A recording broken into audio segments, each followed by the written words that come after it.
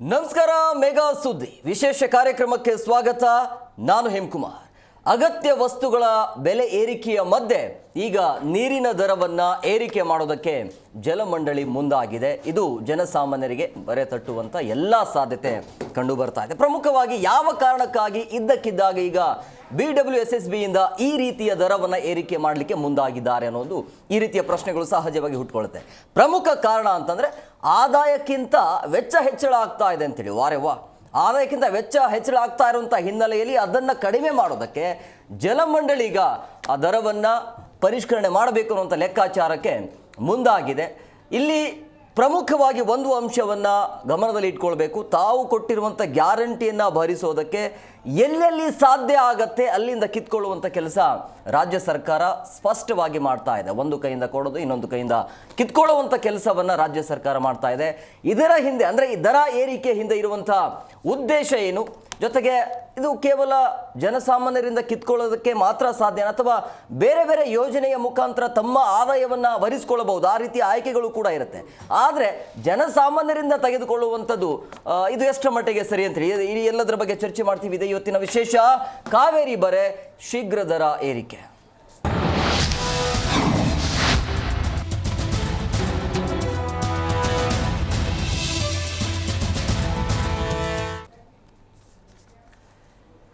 ರಾಜ್ಯದ ಜನತೆಗೆ ಈಗ ನೀರಿನ ಬರೆ ಬೀಳ್ತಾ ಇರುವಂಥದ್ದು. ಪ್ರಮುಖವಾಗಿ ಬೆಂಗಳೂರಿಗರಿಗೆ ಕಾವೇರಿ ನೀರಿನ ದರವನ್ನು ಏರಿಕೆ ಮಾಡೋದಕ್ಕೆ ಜಲಮಂಡಳಿ ಮುಂದಾಗಿದೆ. ಶೀಘ್ರವೇ ಕಾವೇರಿ ನೀರಿನ ದರ ಏರಿಕೆ ಆಗುವಂತಹ ಎಲ್ಲ ಸಾಧ್ಯತೆ ಕಂಡು ಬರ್ತಾ ಇದೆ. ಆದಾಯಕ್ಕಿಂತ ವೆಚ್ಚ ಜಾಸ್ತಿ ಆಗ್ತಾ ಇರುವಂಥ ಹಿನ್ನೆಲೆಯಲ್ಲಿ ಈ ನಿರ್ಧಾರಕ್ಕೆ ಬಂದಿದ್ದಾರೆ ಅನ್ನೋದು ಗೊತ್ತಾಗ್ತಾ ಇದೆ.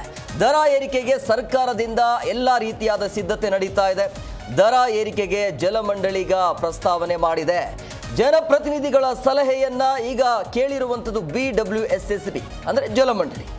BWSSBಗೆ ನೀರಿನ ಶುಲ್ಕವೇ ಪ್ರಮುಖ ಆದಾಯ. ಸೊ ಹಂಗಾಗಿ ಎಷ್ಟು ಸಾಧ್ಯ ಆಗುತ್ತೆ ಅಷ್ಟು ಆದಾಯವನ್ನ ಹೆಚ್ಚಳ ಮಾಡ್ಕೊಳ್ಬೇಕು, ಇನ್ಕಮನ್ನು ತೆಗೆದುಕೊಳ್ಬೇಕು ಅನ್ನುವಂಥ ಲೆಕ್ಕಾಚಾರದಲ್ಲಿ ಈಗ ಜಲಮಂಡಳಿ ಇದೆ.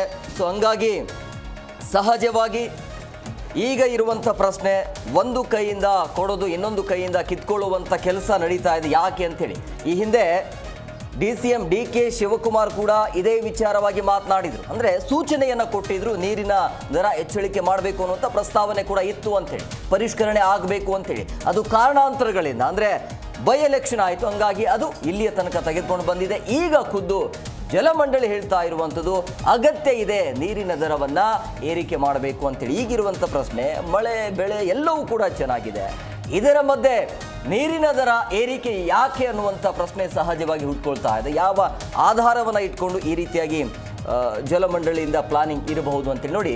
ಲಾಸ್ ಆಗ್ತಿದೆ ಅಂತೇಳಿ, ಪ್ರಮುಖವಾಗಿ ತಿಂಗಳಿಗೆ 41-42 ಕೋಟಿ ರೂಪಾಯಿ ಲಾಸ್ ಆಗ್ತಿದೆ ಅಂಥೇಳಿ. ಆದಾಯಕ್ಕಿಂತ ವೆಚ್ಚ ಜಾಸ್ತಿ ಆಗ್ತಾ ಇರುವಂಥ ಹಿನ್ನೆಲೆಯಲ್ಲಿ ಆ ವೆಚ್ಚವನ್ನು ಭರಿಸೋದಕ್ಕೆ ಈಗ ಜಲಮಂಡಳಿ ಮುಂದಾಗ್ತಾ ಇರುವಂಥದ್ದು. ಹಾಗಾದರೆ ಎಷ್ಟು ಲಾಸ್ ಆಗ್ತಾ ಇದೆ, ಎಷ್ಟು ಹೊರೆ ಆಗ್ತಾ ಇದೆ ಜಲಮಂಡಳಿಗೆ ಅಂತೇಳಿ ಸುದೀರ್ಘವಾಗಿ 1 ಗಂಟೆಗಳ ಕಾಲ ನಾವು ನಿಮ್ಮ ಮುಂದೆ ಇರ್ತೀವಿ ಇದರ ಬಗ್ಗೆ ಚರ್ಚೆಯನ್ನು ಮಾಡೋದಕ್ಕೆ. ಯಾಕಂದರೆ ಇದ್ದಕ್ಕಿದ್ದಾಗೆ ಎಲೆಕ್ಷನ್ ಎಲ್ಲ ಮುಗೀತು, ಈಗ ಇರುವಂಥದ್ದು ಒಂದೇ ನೀರು. ಆ ನೀರಿನ ಬೆಲೆ ಕೂಡ ಈಗ ಏರಿಕೆ ಮಾಡೋದಕ್ಕೆ ಮುಂದಾಗಿದ್ದಾರೆ. ಮುಂದೆ ಎಲ್ಲಿಯ ತನಕ ಇದನ್ನು ತೆಗೆದುಕೊಂಡು ಹೋಗ್ತಾರೆ, ಇದರಿಂದಾಗಿ ಜನಸಾಮಾನ್ಯರಿಗೆ ಎಷ್ಟರ ಮಟ್ಟಿಗೆ ಅದು ಎಫೆಕ್ಟ್ ಆಗತ್ತೆ ಅನ್ನೋದು ಬಹಳ ಪ್ರಮುಖ ಆಗಿರುವಂಥದ್ದು. ಸೊ ಹಂಗಾಗಿ ಈಗ ಬೆಂಗಳೂರಿಗರಿಗೆ ನೀರಿನ ದರ ಏರಿಕೆ ಬಿಸಿ ತಡ್ತಾ ಇದೆ. ಇದರ ಬಗ್ಗೆ ಚರ್ಚೆಯನ್ನು ಮಾಡ್ತೀವಿ. ಈ ಬಗ್ಗೆ ಚರ್ಚೆ ಮಾಡೋದಕ್ಕೆ ಅತಿಥಿಯವರು ಕೂಡ ಜಾಯ್ನ್ ಆಗಿದ್ದಾರೆ. ನಾನು ಅವ್ರನ್ನ ಕಾರ್ಯಕ್ರಮಕ್ಕೆ ವೆಲ್ಕಮ್ ಮಾಡ್ತೀನಿ. ಮೊದಲನೇದಾಗಿ ಹಿರಿಯ ಪತ್ರಕರ್ತರಾಗಿರುವಂಥ ಜಯಸಿಂಹ KN ಸರ್, ಕಾರ್ಯಕ್ರಮಕ್ಕೆ ಆತ್ಮೀಯವಾದಂಥ ಸ್ವಾಗತ. ಹಾಗೆಯೇ ಪರಿಸರ ತಜ್ಞರಾಗಿರುವಂಥ ಪ್ರಕೃತಿ ಪ್ರಸನ್ನ ಅವರು ಸರ್, ಕಾರ್ಯಕ್ರಮಕ್ಕೆ ಆತ್ಮೀಯವಾದಂಥ ಸ್ವಾಗತ. ಎಸ್ ಜಯಸಿಂಹ ಸರ್, ನಾನು ನಿಮ್ಮ ಹತ್ರನೇ ಬರ್ತೀನಿ. ಈಗ ಕಾಂಗ್ರೆಸ್ ಸರ್ಕಾರದಿಂದ ಎಲ್ಲ ಗ್ಯಾರಂಟಿ ಕೊಟ್ಟಿದ್ದಾರೆ, ಅದು ಓಕೆ. ಬಟ್ ಆದರೆ ಈ ಅಗತ್ಯ ವಸ್ತುಗಳ ಮಧ್ಯೆಯೇ ಈಗ ಉಳಿದಿರೋದು ಒಂದು ನೀರು ಒಂದೇ. ಈಗ ಅದನ್ನು ಕೂಡ ದರ ಏರಿಕೆ ಮಾಡೋದಕ್ಕೆ ನಿರ್ಧಾರವನ್ನು ತೆಗೆದುಕೊಂಡಿರುವಂಥದ್ದು ಏನು ನಡೀತಾ ಇದೆ ಇಲ್ಲಿ? ಇದು ಕರ್ನಾಟಕದಲ್ಲಿ KRS 1911ರಲ್ಲಿ ಪ್ರಾರಂಭವಾಗಿ 31ರಲ್ಲಿ ಮುಕ್ತಾಯವಾಯಿತು. ಆಗ ಬೆಂಗಳೂರಿಗೆ ಕಾವೇರಿ ನೀರಿನ ಸಂಪರ್ಕ ಇರಲಿಲ್ಲ. ತಿಪ್ಪಣ್ಣಹಳ್ಳಿಯಿಂದ ಬೆಂಗಳೂರಿಗೆ ನೀರು ಸರಬರಾಜು ಆಗ್ತಾಯಿತ್ತು. ದೇವರಾಜ ಮುಖ್ಯಮಂತ್ರಿ ಆದಾಗ ಬೆಂಗಳೂರಿಗೆ ನೀರು ಹರಿಸುವಂಥ ಒಂದು ಮಹತ್ವದ ಯೋಜನೆಯನ್ನು ಕೈಗೊಂಡಿತ್ತು. ಅಂದಿನಿಂದ ಬೆಂಗಳೂರು ಬರ್ತಾ ಇದೆ. ಈ ಕುಡಿಯುವ ನೀರಿನ ಒಂದು ಆದಾಯ ಬರುವಂಥ ಒಂದು ಸಂಪನ್ಮೂಲ ಸರ್ಕಾರಕ್ಕೆ ಬರಬಾರ್ದಾಗಿತ್ತು. ಕುಡಿಯುವ ನೀರು ಭಾಳ ಅಗತ್ಯವಾದಂಥ ಒಂದು ವಿಚಾರ. ದೆಹಲಿ ಸರ್ಕಾರ ಕುಡಿಯುವ ನೀರನ್ನು ಭಾಳ ವ್ಯವಸ್ಥಿತವಾಗಿ ಜನಸಾಮಾನ್ಯರಿಗೆ ತಲುಪುವಂತೆ ಮಾಡಿದೆ. ಈ ಕಾವೇರಿ ನೀರಿನ ಬೆಲೆ ಏರಿಕೆಯ 1931ರಲ್ಲಿ ಪ್ರಾರಂಭವಾದಂಥ ಡ್ಯಾಮು 71ರಲ್ಲಿ ಬೆಂಗಳೂರು ಬಂತಿದ್ದು. ಅಲ್ಲಿಂದ ಇಲ್ಲಿವರೆಗೂ ಒಂದು ಏಕರೂಪ ದರ ನಮ್ಮ ಸರ್ಕಾರ ಮಾಡ್ಕೊಂಡು ಬಂದಿದೆ. ಈಗ ಇತ್ತೀಚೆಗೆ 2014ರಿಂದ ಏರಿಕೆ ಆಗಿಲ್ಲ ಅಂಥೇಳಿ ಸರ್ಕಾರದವರು ಹೇಳ್ತಾ ಇದ್ದಾರೆ. ಈ ನೀರಿನ ದರ ಏರಿಕೆಯಿಂದ ಜನಸಾಮಾನ್ಯರಿಗೆ ಯಾವ ರೀತಿ ತೊಂದರೆ ಆಗುತ್ತೆ ಅನ್ನೋದನ್ನು ಸರ್ಕಾರವೇ ಆಲೋಚನೆ ಮಾಡಬೇಕಾಗಿದೆ. ಸರ್, ಈಗ ಪ್ರಕೃತಿ ಸರ್, ಈಗ ಈ ಬಾರಿ ರಾಜ್ಯದಲ್ಲಿ ಮಳೆ ಬೆಳೆ ಎಲ್ಲವೂ ಕೂಡ ಚೆನ್ನಾಗಿದೆ, ಏನು ಸಮಸ್ಯೆ ಇಲ್ಲ. ಆದರೆ ಯಾಕೆ ಇದು ಮಧ್ಯದಲ್ಲಿ? ಸರ್, ಸ್ವಲ್ಪ ನೇರವಾಗಿ ನಾನು ಸ್ವಲ್ಪ ಕಟುವಾದಿ, ನೇರವಾಗಿನೇ ಓಕೆ ಸರ್. ನಮ್ಮ ಎಲ್ಲ ಗೌರ್ಮೆಂಟ್ ಸ್ಕೀಮ್ಗಳು ಹೇಳ, ಈಗ ಇದು ನಿಮಗೆ ನಿನ್ನೆ ಮೊನ್ನೆ ಕೊಟ್ಟಿರೋದು ಜನಗಳಿಗೆ ಹಿಂಗೆ ಮಾಡ್ತಿದ್ದೀವಿ ಅನ್ನೋಕ್ಕೊಂದು ಫಸ್ಟಿಗೆ ಒಂದು ಅವೇರ್ನೆಸ್ ತಲೆಗೆ ಹೋಗಿಸಂಗೆ. ಓಕೆ, ಒಂದು ಹುಳ ಬಿಡ್ತಾರೆ ಅಂತಾರಲ್ಲ ಇದು. ಓಕೆ, ಇಲ್ಲೇನಾಗಿದೆ ಅಂತ ಅಂದರೆ ಇವರಿಗೆಲ್ಲರಿಗೂ ಇಲ್ಲಿರೋ ದುಡ್ಡನ್ನೇ ಇನ್ಕ್ರೀಸ್ ಮಾಡಬೇಕಷ್ಟೇ. ಎಷ್ಟಾಗುತ್ತೋ ಅಷ್ಟು ಆದಾಯ ಗೌರ್ಮೆಂಟಿಗೆ ತಗೋಬೇಕು. ಅದು ಯಾಕೆ ತಗೊತಿದಾರಂತ ಎಲ್ಲರಿಗೂ ಗೊತ್ತಿರೋಂಥ ವಿಚಾರ ಇದೆ ಈಗ ಸದ್ಯದ ಮಟ್ಟಿಗೆ. ಓಕೆ, ಸೆಕೆಂಡ್ ಪಾಯಿಂಟು, ಈಗ ಇವ್ರಿಗೊಂದು ಚೂರಾದರೂ ಒಂದು ಸ್ವಲ್ಪ ಮನುಷ್ಯತ್ವ ಅನ್ನೋದಿದ್ದರೆ, ಓಕೆ, ಇವ್ರು ಫಸ್ಟ್ ಏನು ಮಾಡಲಿ ಗೊತ್ತಾ, ಪ್ರತಿಯೊಂದು ಮನೆಗೂ ಇಂಗು ಗುಂಡಿಗಳನ್ನು ಮಾಡಲಿ. ಓಕೆ, ಪ್ರತಿಯೊಂದು ಮನೆಗೂ ಮಾಡಲಿ. ಯಾರು ಮನೆ ಕಟ್ಟಕ್ಕೆ ಸ್ಟಾರ್ಟ್ ಮಾಡ್ತಾರೋ ಅದು ಎಷ್ಟೇ 30-40 ಇರಲಿ, ಅದೇ ಎಷ್ಟೇ ಇರಲಿ, ಓಕೆ, ಒಂದು ಇಂಗು ಗುಂಡಿ ಮಾಡಲಿ. ನೀವು ನಿನ್ನೆ ಮೊನ್ನೆ 2 ದಿನದ ಮಳೆ ಆಯ್ತಲ್ಲ, ಇದು ಮಳೆ ಅಲ್ಲ ಆ್ಯಕ್ಚುಲಿ. ಇಂಥ ಮಳೆನಲ್ಲೂ ಕೋಟ್ಯಾನುಗಟ್ಟಲೆ ಲೀಟ್ರ್ ನೀರು ಹರಿದೋಗುತ್ತೆ ಅಂತಂದರೆ ಎಲ್ಲೋ ಅನ್ಯಾಯವಾಗಿ ಹರಿದೋಗುತ್ತೆ. ಪವಿತ್ರವಾದ ನೀರದು. ಓಕೆ, ನಾನು ಇದು ಚಾಲೆಂಜ್ ಮಾಡ್ತೀನಿ ನಿಮಗೆ. ಬೆಂಗಳೂರಲ್ಲಿ ನಾನು ನಿಮ್ಗೆ ಕರ್ಕೊಂಡು ಹೋಗ್ತೀನಿ, ಒಂದು 10 ಮನೆಗಳು ಎಕ್ಸಾಂಪಲ್ ಸರೌಂಡಿಂಗ್ ಹೋದ್ವಿ ಅಂತಂದರೆ ಅವ್ರಿಗೆ ಒಂದು ವರ್ಷ ಅವ್ರು BWSS ನೀರೇ ತಗೊಳಲ್ಲ. ಅವರು ಅಷ್ಟು ನೀಟಾಗಿ ಮಳೆ ನೀರನ್ನು ಹಿಂಗಿಸ್ಕೊಂಡು ಅದೇ ನೀರಲ್ಲಿ ಅವರು 1 ವರ್ಷ ಜೀವನ ಮಾಡ್ತಾರೆ ನೆಕ್ಸ್ಟ್ ಮಳೆಗಾಲದವ್ರಿಗೆ ಅಂತಂದರೆ ಇಮ್ಯಾಜಿನ್ ಮಾಡ್ಕೊಳ್ರಿ. ಓಕೆ, ಇದನ್ನು ಕಂಪಲ್ಸರಿ ಯಾಕೆ ಮಾಡ್ತಿಲ್ಲ ನೀವು? ಇದನ್ನು ಕಂಪಲ್ಸರಿ ಮಾಡ್ಲಿಕ್ಕೆ ಲೆಟ್ರ್ ಬರೆಯೋದು ಬಿಟ್ಬಿಟ್ಟು, ನೀವೆಲ್ಲ MLAಗಳಿಗೂ ಎಲ್ಲ ಮಿನಿಸ್ಟ್ರಿಗೆ ಲೆಟ್ರ್ ಬರೆಯೋದು ಬಿಟ್ಬಿಟ್ಟು, ನೀವಿಲ್ಲ ನಂದು ಇದು ರೇಟ್ ಜಾಸ್ತಿ ಮಾಡಬೇಕು, ಇದಕ್ಕೆ ನೀವು ಸಪೋರ್ಟ್ ಮಾಡಿ ಅಂತ ಯಾಕೆ ಲೆಟ್ರ್ ಬರೀಬೇಕು? ಇದು ಅನ್ಯಾಯ ತಾನೇ ಇದು. ಓಕೆ, ಇದನ್ನ ಈಗ ಲೆಟ್ರ್ ಬರೆಯೋದು. ನೆಕ್ಸ್ಟ್ ಇನ್ನೊಂದು ವಾರ 15 ದಿನದಲ್ಲಿ ನಮ್ಮ ಮಹಾನ್ ಭಾವರು ಇನ್ನೊಂದಿಬ್ರು DCMಗಳು ಅವರು ಕುತ್ಕೊಂತಾರೆ, ಒಂದು ಮೀಟಿಂಗ್ ಮಾಡ್ತಾರೆ. ಓಕೆ, ಮೀಟಿಂಗ್ ಮಾಡಿಬಿಟ್ಟು ಓಕೆ ಇಲ್ಲ ಇದು ಇಷ್ಟಿಷ್ಟು ಖರ್ಚಾಗ್ತಿದೆ ಕೊಟ್ಬಿಟ್ಟಿದಾರಲ್ಲ ಪೇಪರಲ್ಲಿ ನೀಟಾಗಿ, ಎಷ್ಟೆಷ್ಟು ಕೋಟಿಗಳು ಖರ್ಚಾಗ್ತಿದೆ ಅನ್ನೋದು ನೀಟಾಗಿ ಆಲ್ರೆಡಿ ಕೊಟ್ಟಿದ್ದಾರೆ. ಇದಕ್ಕೆ ತಕ್ಕನಂಗೆ ಏನು ಮಾಡ್ತಾರೆ ಅಂತ ಅಂದರೆ, ಇಷ್ಟು ಖರ್ಚಾಗುತ್ತೆ, ಅದಕ್ಕೋಸ್ಕರ ನಾವು ಇಷ್ಟನ್ನ ರೈಸ್ ಮಾಡ್ತೀವಿ ನಿಮಗೆ. ಇದನ್ನ ಯಾಕೆ ಮಾಡಬೇಕು? ಮಾಡಿ ಇದ್ರ ಬದಲು ಅದೇ ಮಿನಿಸ್ಟ್ರುಗಳಿಗೆ, ಅದೇ MLAಗಳಿಗೆ ಲೆಟ್ರ್ ಬರೀರಿ. ಓಕೆ, BBMPರಿಗೆ ಲೆಟ್ರ್ ಬರೀರಿ, ಇದಿಲ್ಲ, ಇದು ಹಿಂಗಾಗತ್ತೆ, ಹಿಂಗೆ ಮಾಡಿ, ಹಿಂಗು ಗುಂಡಿನ ಮಾಡಿ, ನೀರನ್ನ ಫಸ್ಟ್ ಶೇಖರಣೆ ಮಾಡಿ. ಸರ್, ಜನರಿಗೆ ಹೊರೆ ಆಗೋದು ಬೇಡ. ಒಳ್ಳೇದು ಯಾಕೆ ಮಾಡ್ತಿಲ್ಲ? ಆಮೇಲೆ ಅದರಷ್ಟು ಪ್ಯೂರ್ ವಾಟರ್ ಪ್ರಪಂಚದಲ್ಲೇ ಯಾವುದಿಲ್ಲ, ಮಳೆ ನೀರಷ್ಟು. ಓಕೆ, ಇನ್ನು ಬೇರೆ ಎಲ್ಲ ಕಲುಷಿತಗೊಂಡು ಬರ್ತಾ ಇದೆ. ಓಕೆ, ಅದನ್ನೊಂದು ನಾವು ಶೇಖರಣೆ ಮಾಡ್ಕೊಂಡಿದ್ದೇ ಆಗಿದ್ದಲ್ಲಿ ಇದು ಯಾವುದು ಇಲ್ಲ ರೀ, ಇದೆಲ್ಲ ವೇಸ್ಟ್ ಅಷ್ಟೇ. ಅರ್ಥ ಆಗ್ತಿದೆಯಾ? ಇವರು ಏನೋ ಒಂದು ಸ್ಕೀಮ್ ಮಾಡಬೇಕು, ಆ ಸ್ಕೀಮಿಗೆ ಏನು ಮಾಡ್ಬೇಕು ಅನ್ನೋದನ್ನು ಯೋಚನೆ ಮಾಡಿಕೊಂಡು ಮಾಡ್ತಿದ್ದಾರೆ. ಬಿಟ್ಟರೆ ಇದರಲ್ಲಿ ಯಾವುದೇ ಥರದ್ದು ಲಾಭ ಅಂತೂ ಯಾರಿಗೂ ಇಲ್ಲ, 100% ಯಾರಿಗೂ ಇಲ್ಲ. ಓಕೆ, ಲಾಭ ಯಾರಿಗೆ? ಸರ್ಕಾರಕ್ಕೆ ಲಾಭ ಅಂತ ಇದೆ. ಸರ್ಕಾರಕ್ಕೆ ನಾನು ಜನಸಾಮಾನ್ಯರಿಗೆ ಹೇಳ್ತಾ ಇಲ್ಲ, ಯಾಕಂದ್ರೆ ನಾವೆಲ್ಲ ಸತ್ಪ್ರಜೆಗಳಲ್ಲ. ಹೇಳಿದ್ದು ಈಗ. ಓಕೆ, ಸತ್ಪ್ರಜೆಗಳು ನಾವು ಫಸ್ಟ್ ಥಿಂಗ್. ಓಕೆ, ಯಾರೇನು ಹೇಳ್ತಾರೋ ಅದಕ್ಕೆ ಗೊತ್ತೀವಿ, ಏನೋ ಮಾಡ್ತೀವಿ. ಒಬ್ಬರಾರು ದನಿ ಎತ್ತಲಿ ಹೆಚ್ಚಳ ಮಾಡೋದಕ್ಕೆ ಬೇರೆ ಬೇರೆ ಮಾರ್ಗಗಳು ಇದಾವೆ, ಬಟ್ ಜನಸಾಮಾನ್ಯರಿಗೆ ಯಾಕೆ ಅಂತ ಸಾವಿರಾರು ಇದಾವೆ. ಒಟ್ಟು ನೀವು ಜನಸಾಮಾನ್ಯ ಬರೆ ಹಾಕ್ಬೇಕು. ಇಲ್ಲ ಅಂದ್ರೆ ಇದಕ್ಕೆ ಏನು ಮಾಡ್ತಾರೆ ಇನ್ನೊಂದು ಅಂತಂದ್ರೆ, ಇದು ಸಾಕಾಗ್ತಾ ಇಲ್ಲ, ಫಂಡ್ಸ್ ನಾವು ಬೇರೆ ಕಡೆಯಿಂದ ತರ್ತಿದೀವಿ, ವರ್ಲ್ಡ್ ಫೈನಾನ್ಸ್ ಇಂದ ಇನ್ನೊಂದು ಮಾಡ್ತೀವಿ ಅಂತಂದೇಳಿ ದುಡ್ಡು ತರಬೇಕು. ಇದು ಯಾರಿಗೆ ಬೇಕು? ಕೊನೆಗೆ ನಮ್ಮ ತಲೆ ಮೇಲೆ ತಾನೆ, ಇವ್ರ ತಲೆ ಮೇಲೆ ಅಂತ ಏನಿಲ್ವಲ್ಲ. ಯಾಕಂದ್ರೆ ಇವ್ರ ಮನೆಯಿಂದ ಏನಾದರೂ ಭಾಗ್ಯಗಳಿಗೆ ಅವರು ತಂದೆ ತಾಯಿಗಳು ದುಡ್ಡಲ್ಲಿ ಭಾಗ್ಯಗಳು ಕೊಡ್ತಿದ್ರೆ ನಾವು ಒಪ್ಕೊಂತೀವಿ. ನಾವು ಕಟ್ಟೋ ಟ್ಯಾಕ್ಸಲ್ಲೇ ಭಾಗ್ಯಗಳು ಕೊಡ್ತಿರೋದು, ಮತ್ತೆ ನಾವು ಕಟ್ಟೋ ಟ್ಯಾಕ್ಸಲ್ಲೇ ನೀರಿಂದು, ಮತ್ತೆ ನಾವು ಕಟ್ಟೋ ಟ್ಯಾಕ್ಸ್ ಇದನ್ನು ರೈಸ್ ಮಾಡ್ತಾರೆ. ಇದು ಯಾರಿಗೆ ಬೇಕಾಗಿದೆ? ಅರ್ಥ ಮಾಡ್ಕೊಳ್ಬೇಕು ನಾವೆಲ್ಲರೂ. That's it. ಹೌದೌದು ಸರ್, ಈಗ ಬೇಸಿಗೆ ಬರೋಕ್ಕೆ ಶುರುವಾಯಿತು. ಈಗ ಒಂದು ಕಡೆ ಆ ಟೈಮಲ್ಲಿ ಸರಿಯಾದ ರೀತಿಯಲ್ಲಿ ನೀರು ಅಂತೂ ಸಿಗೋದಿಲ್ಲ. ಆಮೇಲೆ ಮತ್ತೊಂದು ಕಡೆ ನೀರಿನ ದರ ಏರಿಕೆ ಮಾಡಿದ್ರೆ ಜನಸಾಮಾನ್ಯರು ಬದುಕೋದು ಹೇಗೆ ಅಂತೇಳಿ, ಜೀವನ ಸಾಗಿಸೋದು ಹೇಗೆ ಅಂತ ಇವರು ನೀರಾವರಿ ತಜ್ಞರು, ಪರಿಸರ ತಜ್ಞರು ಭಾಳ ಚೆನ್ನಾಗಿ ವಿವರಿಸಿದ್ರು. ಕುಡಿಯುವ ನೀರಿಗೆ ಪರ್ಯಾಯವಾಗಿ ಬರೀ ಕಾವೇರಿ ನೀರು ಬೇರೆ ನೀರನ್ನು ಅವಲಂಬಿಸಿದ್ರೆ ಆಗಲ್ಲ. ಜನಸಾಮಾನ್ಯರು ಮನೆಗಳಲ್ಲೇ ಕಟ್ಟಬೇಕಾದ್ರೆ ಇಂಗುವ ನೀರನ್ನು ಸಂಗ್ರಹ ಮಾಡಬೇಕಂತ ಒಂದು ಕಾನೂನಿದೆ. ಆ ಕಾನೂನು ಕಟ್ಟುಪಾಡುಗಳನ್ನು ಸರ್ಕಾರ ಸರಿಯಾದ ರೀತಿಯಿಂದ ಮಾಡ್ತಾ ಇಲ್ಲ. ಆ ಕುಡಿಯೋ ನೀರಿನ ದುಡ್ಡು ಸಮಸ್ಯೆ ಬೆಂಗಳೂರಿನಲ್ಲಿದೆ. 164 ಹಳ್ಳಿಗಳನ್ನು ಕುಮಾರಸ್ವಾಮಿ ಅವರ ಕಾಲದಲ್ಲಿ ಸೇರ್ಪಡೆ ಆಗಿದ್ದು ಭಾಳ ಒಂದು ವಿಚಿತ್ರವಾದಂಥ ನೀರಿನ ವ್ಯವಸ್ಥೆ ಬೆಂಗಳೂರು ನಗರದಲ್ಲಿದೆ. ಯಲಹಂಕ ಆಗಿರ್ಬೋದು ಅಥವಾ ನಮ್ಮ ಕೆಂಗೇರಿ ಆಗಿರ್ಬೋದು, ಭಾಳಷ್ಟು ಹಳ್ಳಿಗಳು ಈ ಸೇರ್ಪಡೆ ಆಗಿದ್ದರಿಂದ ಇವರಿಗೆ ಕುಡಿಯೋ ನೀರಿನ ವ್ಯವಸ್ಥೆ ಸಮರ್ಪಕವಾಗಿ ಬೆಳೆಸ್ತಿಲ್ಲ.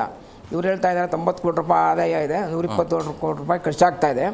ಅದರಿಂದ ಆದಾಯ ಬರ್ಸೋದಕ್ಕೆ 2014ರಿಂದ ಏರಿಕೆ ಆಗಿಲ್ಲ, ಅದು ಮಾಡ್ಬೋದು ಅಂತ ಹೇಳ್ತಾ ಇದ್ದಾರೆ. ಸರ್ಕಾರದ ರೀತಿ ಅವ್ರಿಗೆ ಸರಿ ಬಂದಂತೆ ಭಾಳ ಮಾನ್ಯ ಉಪಮುಖ್ಯಮಂತ್ರಿಗಳು ಕರ್ನಾಟಕ ಜಲಮಂಡಳಿಯ ನಿರ್ವಾಹಕರಾಗಿದ್ದಂಥ ಡಿ ಕೆ ಶಿವಕುಮಾರ್ ಅವರು ಈ ಬಗ್ಗೆ ಹೇಳಿಕೆಗಳನ್ನು ಕೊಡ್ತಾ ಇದ್ದಾರೆ. ಅದು ಎಷ್ಟು ಮಟ್ಟಿಗೆ ಸರಿ ಅನ್ನೋದು ಜನನೇ ತೀರ್ಮಾನ ಮಾಡಬೇಕಾಗುತ್ತೆ. ಈಗ ಪ್ರಕೃತಿ ಸರ್, ಈಗ ಸಹಜವಾಗಿ ರಾಜ್ಯ ಸರ್ಕಾರ, ಈಗ ಎರಡೂ ಒಂದೇ, ರಾಜ್ಯ ಸರ್ಕಾರ ಅಂತಂದ್ರು ಒಂದೇ, ಜಲಮಂಡಳಿ ಅಂತಂದ್ರು ಒಂದೇ, ಎರಡಿಗೆ ಅದು ಲಿಂಕ್ ಇದ್ದೇ ಇರುತ್ತೆ. ಯಾಕೆ ಈ ನಿರ್ಧಾರ ಅಂದರೆ ಅವರ ಉದ್ದೇಶ ಏನು ಅಂತೇಳಿ? ಸರ್, ಉದ್ದೇಶ ಅದು ಇಷ್ಟೇ ಹೇಳ್ತಾ ಇದ್ದೀನಲ್ಲ, ಫೈನಲಿ ಜನಕ್ಕೆ ಬರೆ ಹಾಕಬೇಕು first thing. Okay. Second thing ಅವರಿಂದ ಫಂಡ್ ಜಾಸ್ತಿ ರೈಸ್ ಮಾಡ್ಕೋಬೇಕು. ನೀವಾಗಲೇ ಮಾತಾಡ್ತಾ ಒಂದು ಮಾತು ಹೇಳಿದ್ರಿ, ಇಷ್ಟು ದಿನ ತುಂಬ ಸಮೃದ್ಧಿಯಾಗಿ ಮಳೆ ಆಗಿದೆ ಅಂತ ಹೇಳ್ತಾ ಇದ್ರಿ. ಹೌದಾ? ತುಂಬ ಸಮೃದ್ಧಿಯಾಗಿ ಮಳೆ ಆಗಿದೆ, ಎಕ್ಸಸ್ಸೇ ಮಳೆ ಆಗಿದೆ ಪಾಪ. ನಿನ್ನೆ ಮನೆಯೆಲ್ಲ ಜನಗಳಿಗೆ ಎಷ್ಟು ಕಷ್ಟ ಪರದಾಡಿದ್ದಾರೆ. ಬಟ್ ಮಳೆ ಬಂದಷ್ಟು ಒಳ್ಳೆಯದೇ. ನಮ್ಮ ಕಡೆಗೆ ಒಂದು ಗಾದೆ ಇದೆ, ಮಳೆ ಬಂದರೆ ಕೇಳಿಲ್ಲ, ಮಗ ಉಂಡ್ರೆ ಕೇಳಿಲ್ಲ ಅಂತ ಹೇಳ್ಬಿಟ್ಟು ಒಂದು ಅದ್ಭುತವಾದ ಗಾದೆ ಇದೆ. ಓಕೆ, ಹಂಗಾಗಿ ಎಷ್ಟು ಬೇಕಾದ್ರೆ ಅಷ್ಟು ಮಳೆ ಬರಲಿ, ಇಟ್ಸ್ ವೆಲ್ ಆ್ಯಂಡ್ ಗುಡ್. ಆಗಲೇ ನೀವು ಅದೇ ಮಾತಾಡ್ಬೇಕಾದ್ರೆ ಹೇಳ್ತಿದ್ರಿ, ಇಷ್ಟು ಮಳೆ ಬಂತು, ನೆಕ್ಸ್ಟ್ ನೀವು ಬೇಸಿಗೆ ಕಾಲ ಅಂತ ಹೇಳ್ತೀರಿ. ಓಕೆ, ನಮ್ಮ ಮಹಾನುಭಾವರು, ನಾನು ಯಾರ್ದು ಹೆಸರು ತಗೊಳಕ್ಕೆ ಇಷ್ಟಪಡಲ್ಲ, ಅವರು ಒಂದು ಪತ್ರದಲ್ಲಿ ಉಲ್ಲೇಖ ಮಾಡಿದ್ದಾರೆ, ಇಷ್ಟು ಕೋಟಿ ನಾವು ವಿದ್ಯುತ್ ಮಾಡಬೇಕು, ವಿದ್ಯುತ್ ನಮಗೆ ಲಾಸ್ ಆಗ್ತಾ ಇದೆ. ಓಕೆ, ನಾವು ಸಸ್ಟೈನಬಿಲಿಟಿ ಕಡೆಗೆ ಯಾಕೆ ಗಮನ ಕೊಡ್ತಿಲ್ಲ? ಓಕೆ, ಈ ಸಸ್ಟೈನಬಿಲಿಟಿ ಕಡೆಗೆ ಯಾವ ರೀತಿ ಗಮನ ಕೊಡಬೇಕಾಗತ್ತೆ ಅಂತಂದರೆ, ತಾವು ನೋಡಿ, ಈಗ ಕೋಟ್ಯಾಂತರ ಯೂನಿಟ್ ಕೊಡೋ ಅಂತ ಒಬ್ಬ ಮನುಷ್ಯ ಅದನ್ನ ಮೇಲ್ಗಡೆ, ಒಬ್ಬ ಸೂರ್ಯ. ಓಕೆ, ನೀವು ಬಿಸಿಲಿಗೆಲ್ಲ ಬರುತ್ತೆ ಅನ್ನೋದು ಕೇಳ್ತಾ ಇದ್ದೀನಿ ನೀವು ನೆಕ್ಸ್ಟ್. ಓಕೆ, ಆ ಬಿಸಿಲಲ್ಲಿ ಇನ್ನೂ ಎಕ್ಸ್ಟ್ರಾ ಬಿಸಿಲನ್ನೇ ಕೊಡ್ತಾನೆ ಮನುಷ್ಯ ಪಾಪ ಅಂತ ಮೇಲಿಂದ ಬಂದ್ಬಿಟ್ಟು ತನ್ನನ್ನು ತಾನು ಹುರ್ಕೊಂಡು ಕೊಡ್ತಾ ಇರ್ತಾನೆ. ಓಕೆ, ಪ್ರತಿ ಒಂದು BWB SSB ಅಲ್ಲೇ ಅವರ ಲಕ್ಷಾಂತರ, ನಾವು ಸಣ್ಣ ಟ್ಯಾಂಕ್ ಅಂತ ಹೇಳ್ತೀವಲ್ಲ, ಅವರ ವಾಟರ್ ಟ್ಯಾಂಕ್ ಮೇಲಿಂದ ಸ್ಟಾರ್ಟ್ ಮಾಡ್ಕೊಳ್ಳಿ ಇವರು ಸೋಲಾರ್ ಎನರ್ಜಿ ಯೂಸ್ ಮಾಡ್ಕೊಳ್ಳಿಕ್ಕೆ. ಓಕೆ, ಅಲ್ಲಿಂದ ಮಾಡ್ಕೊಂಡು ಪ್ರತಿ ಒಂದು ಗೌರ್ಮೆಂಟ್ ಆಫೀಸಸ್, ನಾನು ವಿಧಾನಸೌಧಕ್ಕೆ ಬರ್ತೀನಿ, ವಿಕಾಸಸೌಧಕ್ಕೆ ಬರ್ತೀನಿ, ಎಲ್ಲಿ ಹಾಕಿದ್ದೀರಿ ನೀವು? ಹಾಕ್ರಿ, ಸೋಲಾರ್ ಹಾಕ್ಕೊಳ್ರಿ. ಸೋಲಾರ್ ಹಾಕ್ಕೊಂಡು ಆ ವಿದ್ಯುತ್ತನ್ನು ಉಪಯೋಗ ಮಾಡ್ಕೊಳ್ಳಿ. ಪಾಪ ಫ್ರೀಯಾಗೆ ವಿದ್ಯುತ್ ಕೊಡ್ತಾ ಇದ್ದಾರಲ್ವಾ. ನಿಮ್ಮ ಹಬ್ಬ ಇನಿಷಿಯಲ್ ಕಾಸ್ಟ್ ಇದೆ ಅಲ್ವಾ, ವೆರಿ ನಾಮಿನಲ್. ಆಮೇಲೆ ಗೌರ್ಮೆಂಟೇ ಹಾಕೋದ್ರಿಂದ ಗೌರ್ಮೆಂಟ್ ಆಫೀಸ್ ಮೇಲೆ ಯಾರಿಗೂ ಯಾವುದೇ ಥರದ್ದೊಂದು ಟ್ಯಾಕ್ಸ್ ಅಥವಾ ಇನ್ನೊಂದೇನು ಇರಲ್ಲ. ಓಕೆ, ಇವ್ರದೇ ಆದಂಥ ಯೂನಿಟ್ಗಳಿದಾವೆ, ಇವ್ರದೇ ಆದಂಥ ಇದೆ, ಎಲ್ಲ ಇವರೇ ಹಾಕ್ಕೊಂಡು ಅದಕ್ಕೆ ಎಷ್ಟು ವಿದ್ಯುತ್ ಬೇಕೋ ಅದನ್ನು ಪ್ಲಾನ್ ಮಾಡ್ಕೊಳ್ಳಿ, ಅಲ್ಲಿ ಶೇಖರಣೆ ಮಾಡ್ಕೊಳ್ಳಿ. ಆ ಮತ್ತೆ ವಿದ್ಯುತ್ ಹೊರೆನೂ ನಮ್ಮ ಬಿಲ್ ನಮ್ಮ ತಲೆ ಮೇಲೆ ಹಾಕೋದು, ಹೌದಲ್ವಾ? ಅದು ಭಾಳ ಇಂಪಾರ್ಟೆಂಟ್ ಪಾಯಿಂಟ್. ಅದನ್ನು ಅದ್ರ ಬಗ್ಗೆ ಮಾತ್ರ ಯೋಚನೆ ಮಾಡಬೇಕು. ನಾವು ಜನ್ರೇಷನ್ ಹೆಂಗೆ ಮಾಡ್ಕೋಬೋದು, ಉತ್ಪತ್ತಿ ಹೆಂಗೆ ಮಾಡ್ಬೋದು ಅನ್ನೋದಷ್ಟೇ ಯೋಚನೆ ಮಾಡಿ ಹೊರತು ಬಿಟ್ಟರೆ, ಇಲ್ಲ ನಾವು ಬೇರೆ ವಿದ್ಯುತ್ ತೊಗೊಂಬಂದು ನಿಮ್ಮ ತಲೆ ಮೇಲೆ ಹಾಕ್ತೀವಿ ಅನ್ನೋದು ಎಷ್ಟು ಖಂಡನೀಯ ಅದು ಆ್ಯಕ್ಚುಲಿ ಹೇಳ್ಬೇಕಂತಂದ್ರೆ. ಹೌದಾ? ಅದ್ರ ಜೊತೆ ನಾನು ಆಗಲೇ ಹೇಳ್ಕೊತ ಬಂದೆ, ವಿಕಾಸಸೌಧ ವಿಧಾನಸೌಧ ಅಂತ ಹೇಳ್ಕೊಂಬಂದೆ. ನೀವು ಮಳೆ ನೀರು ಶೇಖರಣೆನ ಅಲ್ಲೇ ಮಾಡ್ತಿಲ್ಲಲ್ಲ ರೀ ನೀವು. ನಿಮ್ಮ ಶಕ್ತಿ ಸೌಧ ಮೇನ್, ನಮ್ಮ ಇಡೀ ಇದಕ್ಕೆ ಕರ್ನಾಟಕ ರಾಜ್ಯದ ಒಂದು ಮೇನ್ ಶಕ್ತಿ ಸೌಧ. ಓಕೆ, ಅಲ್ಲಿಂದನಾದರೂ ಸ್ಟಾರ್ಟ್ ಮಾಡಿ. ನೀವು ನಾನು ನಿಮ್ಗೆ ಬೇಕಾದ್ರೆ ಕರ್ಕೊಂಡು ಹೋಗ್ತೀರಿ, ಮಳೆ ಬಂತು ಅಂತಂದರೆ ಕೋಟ್ಯಾನುಗಟ್ಟಲೆ ಲೀಟರ್ ನೀರು ಪೋಲ್ ಆಗ್ತಾ ಇರುತ್ತೆ, ಎಲ್ಲಿಗೆ ಹೋಗುತ್ತೆ ಅನ್ನೋದು ಗೊತ್ತಾಗಲ್ಲ. ಯಾಕಂದರೆ it is a huge building ಅಲ್ವಾ, 2 ಹ್ಯೂಜ್ ಬಿಲ್ಡಿಂಗ್ಗಳು. ಓಕೆ, ಆ ಬಿಲ್ಡಿಂಗಿಂದನೇ ನೀರು ಶೇಖರಣೆ ಮಾಡಿ ಅದೇ ನೀರನ್ನು ನೀವು ಅಲ್ಲಿ ಯೂಸ್ ಮಾಡೋ ಅಂಥವ್ರಿಗೆ ಬಾತ್ರೂಮ್ ಇರ್ಬೋದು, ಟಾಯ್ಲೆಟ್ ಇರ್ಬೋದು, ಸರ್ ಕುಡಿಲಿಕ್ಕೆ ಕೂಡ ಪವಿತ್ರ ಸರ್, ಅದರಂಥ ಪವಿತ್ರವಾದ ನೀರಿಲ್ಲ, ಅದನ್ನೇ ಯೂಸ್ ಮಾಡಿದ್ರಿ ಅಂತಂದರೆ it is more than enough actually ಹೇಳ್ಬೇಕಂತಂದರೆ. ಈ ರೀತಿ ಇದೆ. ಎಸ್, ಮತ್ತೊಬ್ಬರು ಗೆಸ್ಟ್ ಜಾಯ್ನ್ ಆಗಿದ್ದಾರೆ, ನಾನು ವೆಲ್ಕಮ್ ಮಾಡಿಬಿಡ್ತೀನಿ. ಈಗ ನೀರಾವರಿ ತಜ್ಞರಾಗಿರುವಂಥ ವಿಜಯರಾಜ್ ಶಿಷ್ಯದೇವರು ಸರ್ ಕಾರ್ಯಕ್ರಮಕ್ಕೆ ಆತ್ಮೀಯವಾದಂಥ ಸ್ವಾಗತ. ನಮಸ್ಕಾರ ಸರ್. ಈಗ ಬೆಂಗಳೂರಿನಲ್ಲಿ ಹತ್ತತ್ರ 1.5 ಕೋಟಿ ಜನರಿಗೆ ನೀರಿನ ಸರಬರಾಜು ಆಗ್ತಾ ಇದೆ, ಬಟ್ ಇದು ಹೊರೆ ಆಗ್ತಿದೆ ಅಂತ ಜಲಮಂಡಳಿ ಹೇಳ್ತಾ ಇರೋದು. ಯಾಕೆ ಹಿಂಗೆ ಮಾಡಿಕೊಂಡ್ರು? ಏನಾಗುತ್ತೆ ತಮ್ಗೆ ಗೊತ್ತಿರೋ ಹಾಗೆ, ಬ್ಯಾಂಗ್ಳೂರಿಗೆ ನೀರು ಹೆಚ್ಚು ಕಡಿಮೆ 108 ಕಿಲೋಮೀಟ್ರಿಂದ 1000 ಅಡಿ ಎತ್ತರಕ್ಕೆ ಪಂಪ್ ಆಗುತ್ತೆ. ಸುಮಾರು ಈಗ 5th ಸ್ಟೇಜ್ ಕಂಪ್ಲೀಟ್ ಆಗಿದ ಮೇಲೆ 1850 MLD ನೀರಷ್ಟು ಸರಬರಾಜು ಆಗ್ತಾ ಇದೆ. ಈಗ ಜಲಮಂಡಳಿ ಅವರು ಹೇಳ್ತಾ ಇರೋದ್ರಲ್ಲಿ ಒಂದು ರೀತಿಯಲ್ಲಿ ಏನಾಗಿದೆ ಅಂದರೆ, ಫಸ್ಟು ಈಗ ಲಾಸ್ಟ್ ಪ್ರೈಸ್ ರೈಸ್ ಆಗಿರೋದು 2014 ಅದಾದಮೇಲೆ ಪ್ರೈಸ್ ರೈಸ್ ಆಗಲೇ ಇಲ್ಲ. ಸೊ ಏನಾಗುತ್ತೆ, ಯಾವುದೇ ಮಂಡಳಿ ಇರ್ಬೋದು, ಈಗ ಎಗ್ರೀಡ್ ಜನರಿಗೆ water is the basic necessity, fundamental rights ಅನ್ನೋದು ನಿಜ. ಬಟ್ ಏನಾಗುತ್ತೆ ಈಗ ಒಂದ್ಸತಿ ಇದು because of the political pressures and popular program ಕಡೆಯಿಂದ ಈ ನೀರಿನ ಬರ ಹೆಚ್ಚು ಕಡಿಮೆ ಲಾಸ್ಟ್ 10 ಇಯರ್ಸಿಂದ ರೈಸ್ ಆಗಿಲ್ಲ. ಒಂದು. ಎರಡನೇದು ಏನಾಗುತ್ತೆ, ಯಾವುದೇ ಒಂದು ಮಂಡಳಿ ಇರ್ಬೋದು, ಅದು ಲಾಸಲ್ಲಿ ನಡೆಯೋಕ್ಕೆ ಸಾಧ್ಯನೇ ಇಲ್ಲ. At the end of the day basic necessities ಏನಿದೆ ಅದನ್ನು ಪೂರೈಕೆ ಮಾಡಲಿ. ಬಟ್ ಬೇಸಿಕ್ ನೆಸೆಸಿಟಿಯಿಂದ ಮೇಲ್ಗಡೆ ಬಂದಾಗ ಅದನ್ನು ಚಾರ್ಜ್ ಮಾಡಬೇಕು. ಅಂದರೆ ನಾನು ಯಾವಾಗಲೂ ಮಂಡಳಿ ಮೀಟಿಂಗಿಗೆ ಹೋದಾಗ ಏನು ಹೇಳೋದು ಅಂದರೆ, according to the UN standards ಅಥವಾ ಅಂತಾರಾಷ್ಟ್ರೀಯ ಸ್ಟ್ಯಾಂಡರ್ಡ್ ಪ್ರಕಾರನೂ ಪರ್ ಪರ್ಸನ್ 135 ಲೀಟ್ರ್ ಕೊಡಬೇಕು. ನನ್ನ ಹತ್ರ 4 ಕಾರ್ ಇದೆ ಅಂದ ತಕ್ಷಣ ನಾನು ಆ ಕಾವೇರಿ ನೀರಲ್ಲಿ ಕಾರ್ ತೊಳೆಯೋದು ಎಷ್ಟು ನ್ಯಾಯ? ನನ್ನ ಗಾರ್ಡನಿಗೆ ಕಾವೇರಿ ನೀರು ಹಾಕ್ಕೊಂಡ್ಬಿಟ್ಟು ನಾನು ಐಷಾರಾಮಿ ಜೀವನ ಮಾಡೋದು ಎಷ್ಟು ಸರಿ? ಸೊ ನಾನು ನೀರನ್ನು ಆ ಕಡಿಮೆ ರೇಟಲ್ಲಿ, ಈಗ ನಿಮಗೆ ಗೊತ್ತಿರೋ ಹಾಗೆ ಗೌರ್ಮೆಂಟಿಗೆ ಏನು ಕಾಸ್ಟ್ ಆಗುತ್ತೆ ಅದಕ್ಕಿಂತ ಕಡಿಮೆ ರೇಟಿಗೆ ನೀರು ಸರಬರಾಜು ಆಗುತ್ತೆ. ಯಾರಿಗೆ? ಬೇಸಿಕ್ ಡೊಮೆಸ್ಟಿಕ್ ಅವರಿಗೆ. ಆ ಡೊಮೆಸ್ಟಿಕ್ ಅವ್ರಿಗೆ ಆಗ್ತಾ ಇರೋದನ್ನ ಅದನ್ನು ನಾನು ದುರುಪಯೋಗ ಮಾಡ್ಕೊಳ್ತಾ ಇದ್ದೀನಿ. So if you can fix them ನಿಮ್ಮ ಮನೇಲಿ 5 ಜನ ಇದ್ದೀರಾ ಅಂದರೆ 135 ಲೀಟ್ರ್ ನಿಮಗೆ ಬೇಸಿಕ್ ಗೌರ್ಮೆಂಟ್ ಕೊಡಬೇಕಾಗಿರೋದು ನಿಮಗೆ. ನಿಮ್ಮ ಇದಕ್ಕೆ ಐಶ್ವರ್ಯಮಿಗೆ you use different gadgets, washing machines, different washing machines, dish washers, ಆಮೇಲೆ ನಾನು ಒಂದು ಹಾಕ್ಕೊಂಡ್ಬಿಟ್ಟು ಶವರ್ ಹಾಕ್ಕೊಂಡ್ಬಿಟ್ಟು 10 ನಿಮಿಷ ಮ್ಯೂಸಿಕ್ ಹಾಕ್ಕೊಂಡ್ಬಿಟ್ಟು ನಮ್ಮ ಐಷಾರಾಮಿಗೆ ಗೌರ್ಮೆಂಟ್ ಕೊಡಬೇಕಾಗಿಲ್ಲ. ಅದಕ್ಕೆ ನಾನು I have to pay. if I want the luxury, I should pay for it. The basic things, common ಮ್ಯಾನಿಗೆ basics ಏನು ಬೇಕೋ ಅದನ್ನು ಕೊಡ್ಬೋದು. ಅದನ್ನು ಬೇಕಿರೋ ಅವರು ಕಡಿಮೆಗೆ ಕೊಡಲಿ, ಸಬ್ಸಿಡೈಸ್ಡ್ ರೇಟಲ್ಲಿ ಕೊಟ್ಟರು ಬೇವಸಾಯ. ಆದರೆ ಈಗ ನೀರಿನ ದರ ಏರಿಕೆ ಅನಿವಾರ್ಯತೆ ಇದೆ ಅಂತ ಹೇಳಿ ಇದೆ ಇರಲೇಬೇಕಾಗುತ್ತೆ. ಏನಾಗುತ್ತೆ ಅಂದರೆ 10 years ಆಗಿದ್ಮೇಲೆ ಇನ್ಫ್ಲೇಷನ್ಸು ನಾವು ನೋಡ್ಕೊಂಡು ಹೋದ್ರೂ ಜಾಸ್ತಿ ಆಗುತ್ತೆ. You cannot run an organisation ಅಂದರೆ ವಿತ್ ಇದನ್ನು ಏನು ಮಾಡಬೇಕು? ಸರಿಪಡಿಸ್ಕೋಬೇಕು. 135 ಲೀಟ್ರ್ ಆದಮೇಲೆ ಸರಿಯಾಗಿ ಚಾರ್ಜ್ ಮಾಡಲಿ. Let them charge at commercial rate. ಅದನ್ನು ಇದಕ್ಕೆ ಸಬ್ಸಿಡೈಸ್ ಮಾಡಿಕೊಳ್ಳಿ. ಆ್ಯಂಡ್ ಆ್ಯಸ್ ಅವರು ಪ್ರಸನ್ನ ಅವ್ರು ಹೇಳ್ತಾ ಇದ್ದಂಗೆ ಎಲೆಕ್ಟ್ರಿಸಿಟಿನೇ major consuming. 55% of their revenue goes towards the electricity for the pumping. So different source of ಎಲೆಕ್ಟ್ರಿಸಿಟಿನ ಅಥವಾ CNG ಬಳಕೆ ಮಾಡಿಬಿಟ್ಟು ಎಲೆಕ್ಟ್ರಿಸಿಟಿನ ಇದು ಮಾಡೋದು. ಯಾಕಂದರೆ ದ ಕಾಸ್ಟ್ ವೈಸ್ ಏನು ಕಡಿಮೆ ಮಾಡ್ಬೋದು ಅದನ್ನು ನೋಡಬೇಕು. ಸೋಲಾರ್ ಅವ್ರು ಹೇಳ್ದಂಗೆ ನಾವು we are blessed with 80% of the time solar ನಮಗೆ ಸಿಗುತ್ತೆ. Why don't we use solar pumps? ಆಮೇಲೆ ಚಾಲೆಂಜಸ್ ಇದೆ, ತುಂಬ ಚಾಲೆಂಜಸ್ಸು ಇದೆ. ಯಾಕಂದರೆ ನೀರು ಹೆಚ್ಚು ಕಡಿಮೆ 1000 ಅಡಿ ಎತ್ತಬೇಕು. ನೀವು ಒಂದೊಂದು ಪೈಪ್ಲೈನ್, ಒಂದೊಂದು ಸ್ಟೇಜ್ 1 ಸ್ಟೇಜ್ 2 ಪೈಪ್ಲೈನ್ ನೋಡಿದರೆ ಒಂದೊಂದು ಮಾರುತಿ ಕಾರ್ ಒಳಗೆ ಹೋಗ್ಬೋದು ಆ ಥರ. So there is lot of challenges also. But ನಿಮ್ಗೆ ಕೇಳಿಬಿಟ್ಟು ತುಂಬ ಖುಷಿ ಆಗ್ಬೋದು. Bangalore water supply board is doing fantastically well. ಯಾಕಂದರೆ ನಮ್ಮದು 40% ನೀರು ಪೋಲ್ ಆಗ್ತಾ ಇತ್ತು. ಸೊ ನಿಮಗೆ 1000 MLD ನೀರು ಬರ್ತಾ ಇದೆ ಅಂದರೆ, ನಾನು MLD ನೀರು ಪೋಲ್ ಆಗ್ತಾ ಇದೆ ಅಂದರೆ it may be losses due to the leakages, ಅಥವಾ ಕಮರ್ಷಿಯಲಿ ಅವರಿಗೆ ದುಡ್ಡು ಬರ್ತಾ ಇರಲಿಲ್ಲ, ಅದು ಲಾಸೇ. ಆ ಲಾಸನ್ನು ನಮಗೆ ಹೊಣೆ ಬೀಳ್ತಾ ಇದೆ. ಈಗ that has come to 28 to 30% and they want to reduce it by another 14%. ಯಾಕೆಂದರೆ ಸಿಂಗಾಪುರ್ ಅಂತ ಕಡೆ ನಾವು ನೋಡಿದರೆ ವಾಟರ್ ಲಾಸೇಜ್, ಈ ನಾನ್ ರೆವೆನ್ಯೂ ವಾಟರ್ ಅಂತ ಏನು ಹೇಳ್ತೀರಾ, ಅದು ಬರೀ 4 to 5% ಇದೆ.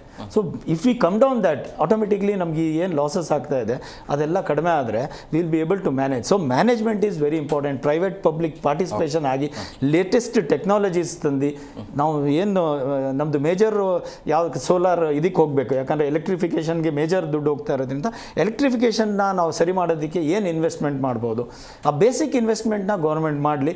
ಆಮೇಲೆ ರಿಕರಿಂಗ್ ಕಾಸ್ಟ್ನ ಬೇರ್ ಮಾಡ್ಬೋದು. ಯಾಕಂದರೆ ಬೇಸಿಕ್ ಇನ್ಫ್ರಾಸ್ಟ್ರಕ್ಚರ್ ಡೆವಲಪ್ ಮಾಡೋದೇ ತುಂಬ ಕಾಸ್ಟಿಂಗ್ ಇದೆ. ಆ ಕಾಸ್ಟಿಂಗ್ನ if anybody is able to give, central or state, if they are able to finance, then it becomes easier to maintain the same rates actually. Jayasimha sir, ಈಗ ಅನಿವಾರ್ಯತೆ ಇದೆಯಾ ಅಂದರೆ 2014 ಅಂದರೆ ಹತ್ತತ್ರ 10 ವರ್ಷ ಆಯಿತು, ರೇಟ್ ಜಾಸ್ತಿ ಆಗಿಲ್ಲ, ಬಟ್ ಈಗ ಅನಿವಾರ್ಯತೆ ಇದೆ ಅಂತ. ಎಲೆಕ್ಷನ್ ಮುಂಚೆನೇ ಮಾಡಬೇಕಾಗಿತ್ತು, ಈಗ ಯಾವುದೇ ಎಲೆಕ್ಷನ್ ಇಲ್ಲ, ಈಗ ಏನು ಮಾಡಿದ್ರು ನಡೆಯುತ್ತೆ ಅನ್ನೋಂಥ ಲೆಕ್ಕಾಚಾರನ ಹೇಗೆ? ಇದು ಸರ್ಕಾರದ ತೀರ್ಮಾನಗಳನ್ನು, ಅಧಿಕಾರಿಗಳನ್ನು ತೀರ್ಮಾನಗಳಾಗಿರುತ್ತೆ. ಅವರು ಯೋಜನೆಗಳಿಂದ ರೂಪಿಸುವಾಗ ಹಣಕಾಸಿನ ವ್ಯವಸ್ಥೆಗಳನ್ನು ರೂಪಿಸಬೇಕಾಗುತ್ತೆ. ಈಗ ಮೈಸೂರಿಂದ ಬೆಂಗಳೂರು ಬರಬೇಕಂದ್ರೆ 100 ಕಿಲೋಮೀಟ್ರು ದೂರದಿಂದ ಬರಬೇಕಾಗತ್ತೆ. ಇವಾಗ 160 ಹಳ್ಳಿಗಳು ಸೇರೋದ್ರಿಂದ ಅದು ನೀರಾವರಿ ಉಪಯೋಗಕ್ಕೆ ಅಂತಲೇ ಮಾಡಿರೋಂಥ ಖರ್ಚುಗಳು ಭಾಳಷ್ಟು ಕೋಟ್ಯಾಂತರ ರೂಪಾಯಿ ವ್ಯವಸ್ಥೆ ಆಗಿದೆ. ಸರ್ಕಾರಕ್ಕೆ ನೀರಿಂದ ಲಾಸ್ ಆಗಿದೆ ಅನ್ನೋದು ಇವರ ಪ್ರಶ್ನೆ ಆಗಿದೆ. ಅಂದರೆ ಸರ್ಕಾರ ನೀರನ್ನು ಉಚಿತವಾಗಿ ಕೊಡೋದು ಎಲ್ಲ ಸರ್ಕಾರಗಳು ಮಾಡುವಂಥ ಕೆಲಸ. ಆದರೆ ಇಲ್ಲಿ ವ್ಯಾಪಾರದ ದೃಷ್ಟಿ ಮತ್ತು ಕಾವೇರಿ ಯಾವಾಗ 30 ಲಕ್ಷ ಜನ ಇದ್ದರು 1976 ದೇವರಾಜ ಅರಸು ಅವ್ರು ಬೆಂಗಳೂರು ನೀರು ತಂದಾಗ. ಈಗ 1.5 ಕೋಟಿ ಜನಕ್ಕೆ ನೀರನ್ನು ಒದಗಿಸ್ಬೇಕು. ಆಮೇಲೆ ಕಾವೇರಿ 1, 2, 3, 4 ಅಂತ ವಿಸ್ತರಿಸಿದ್ದಾರೆ.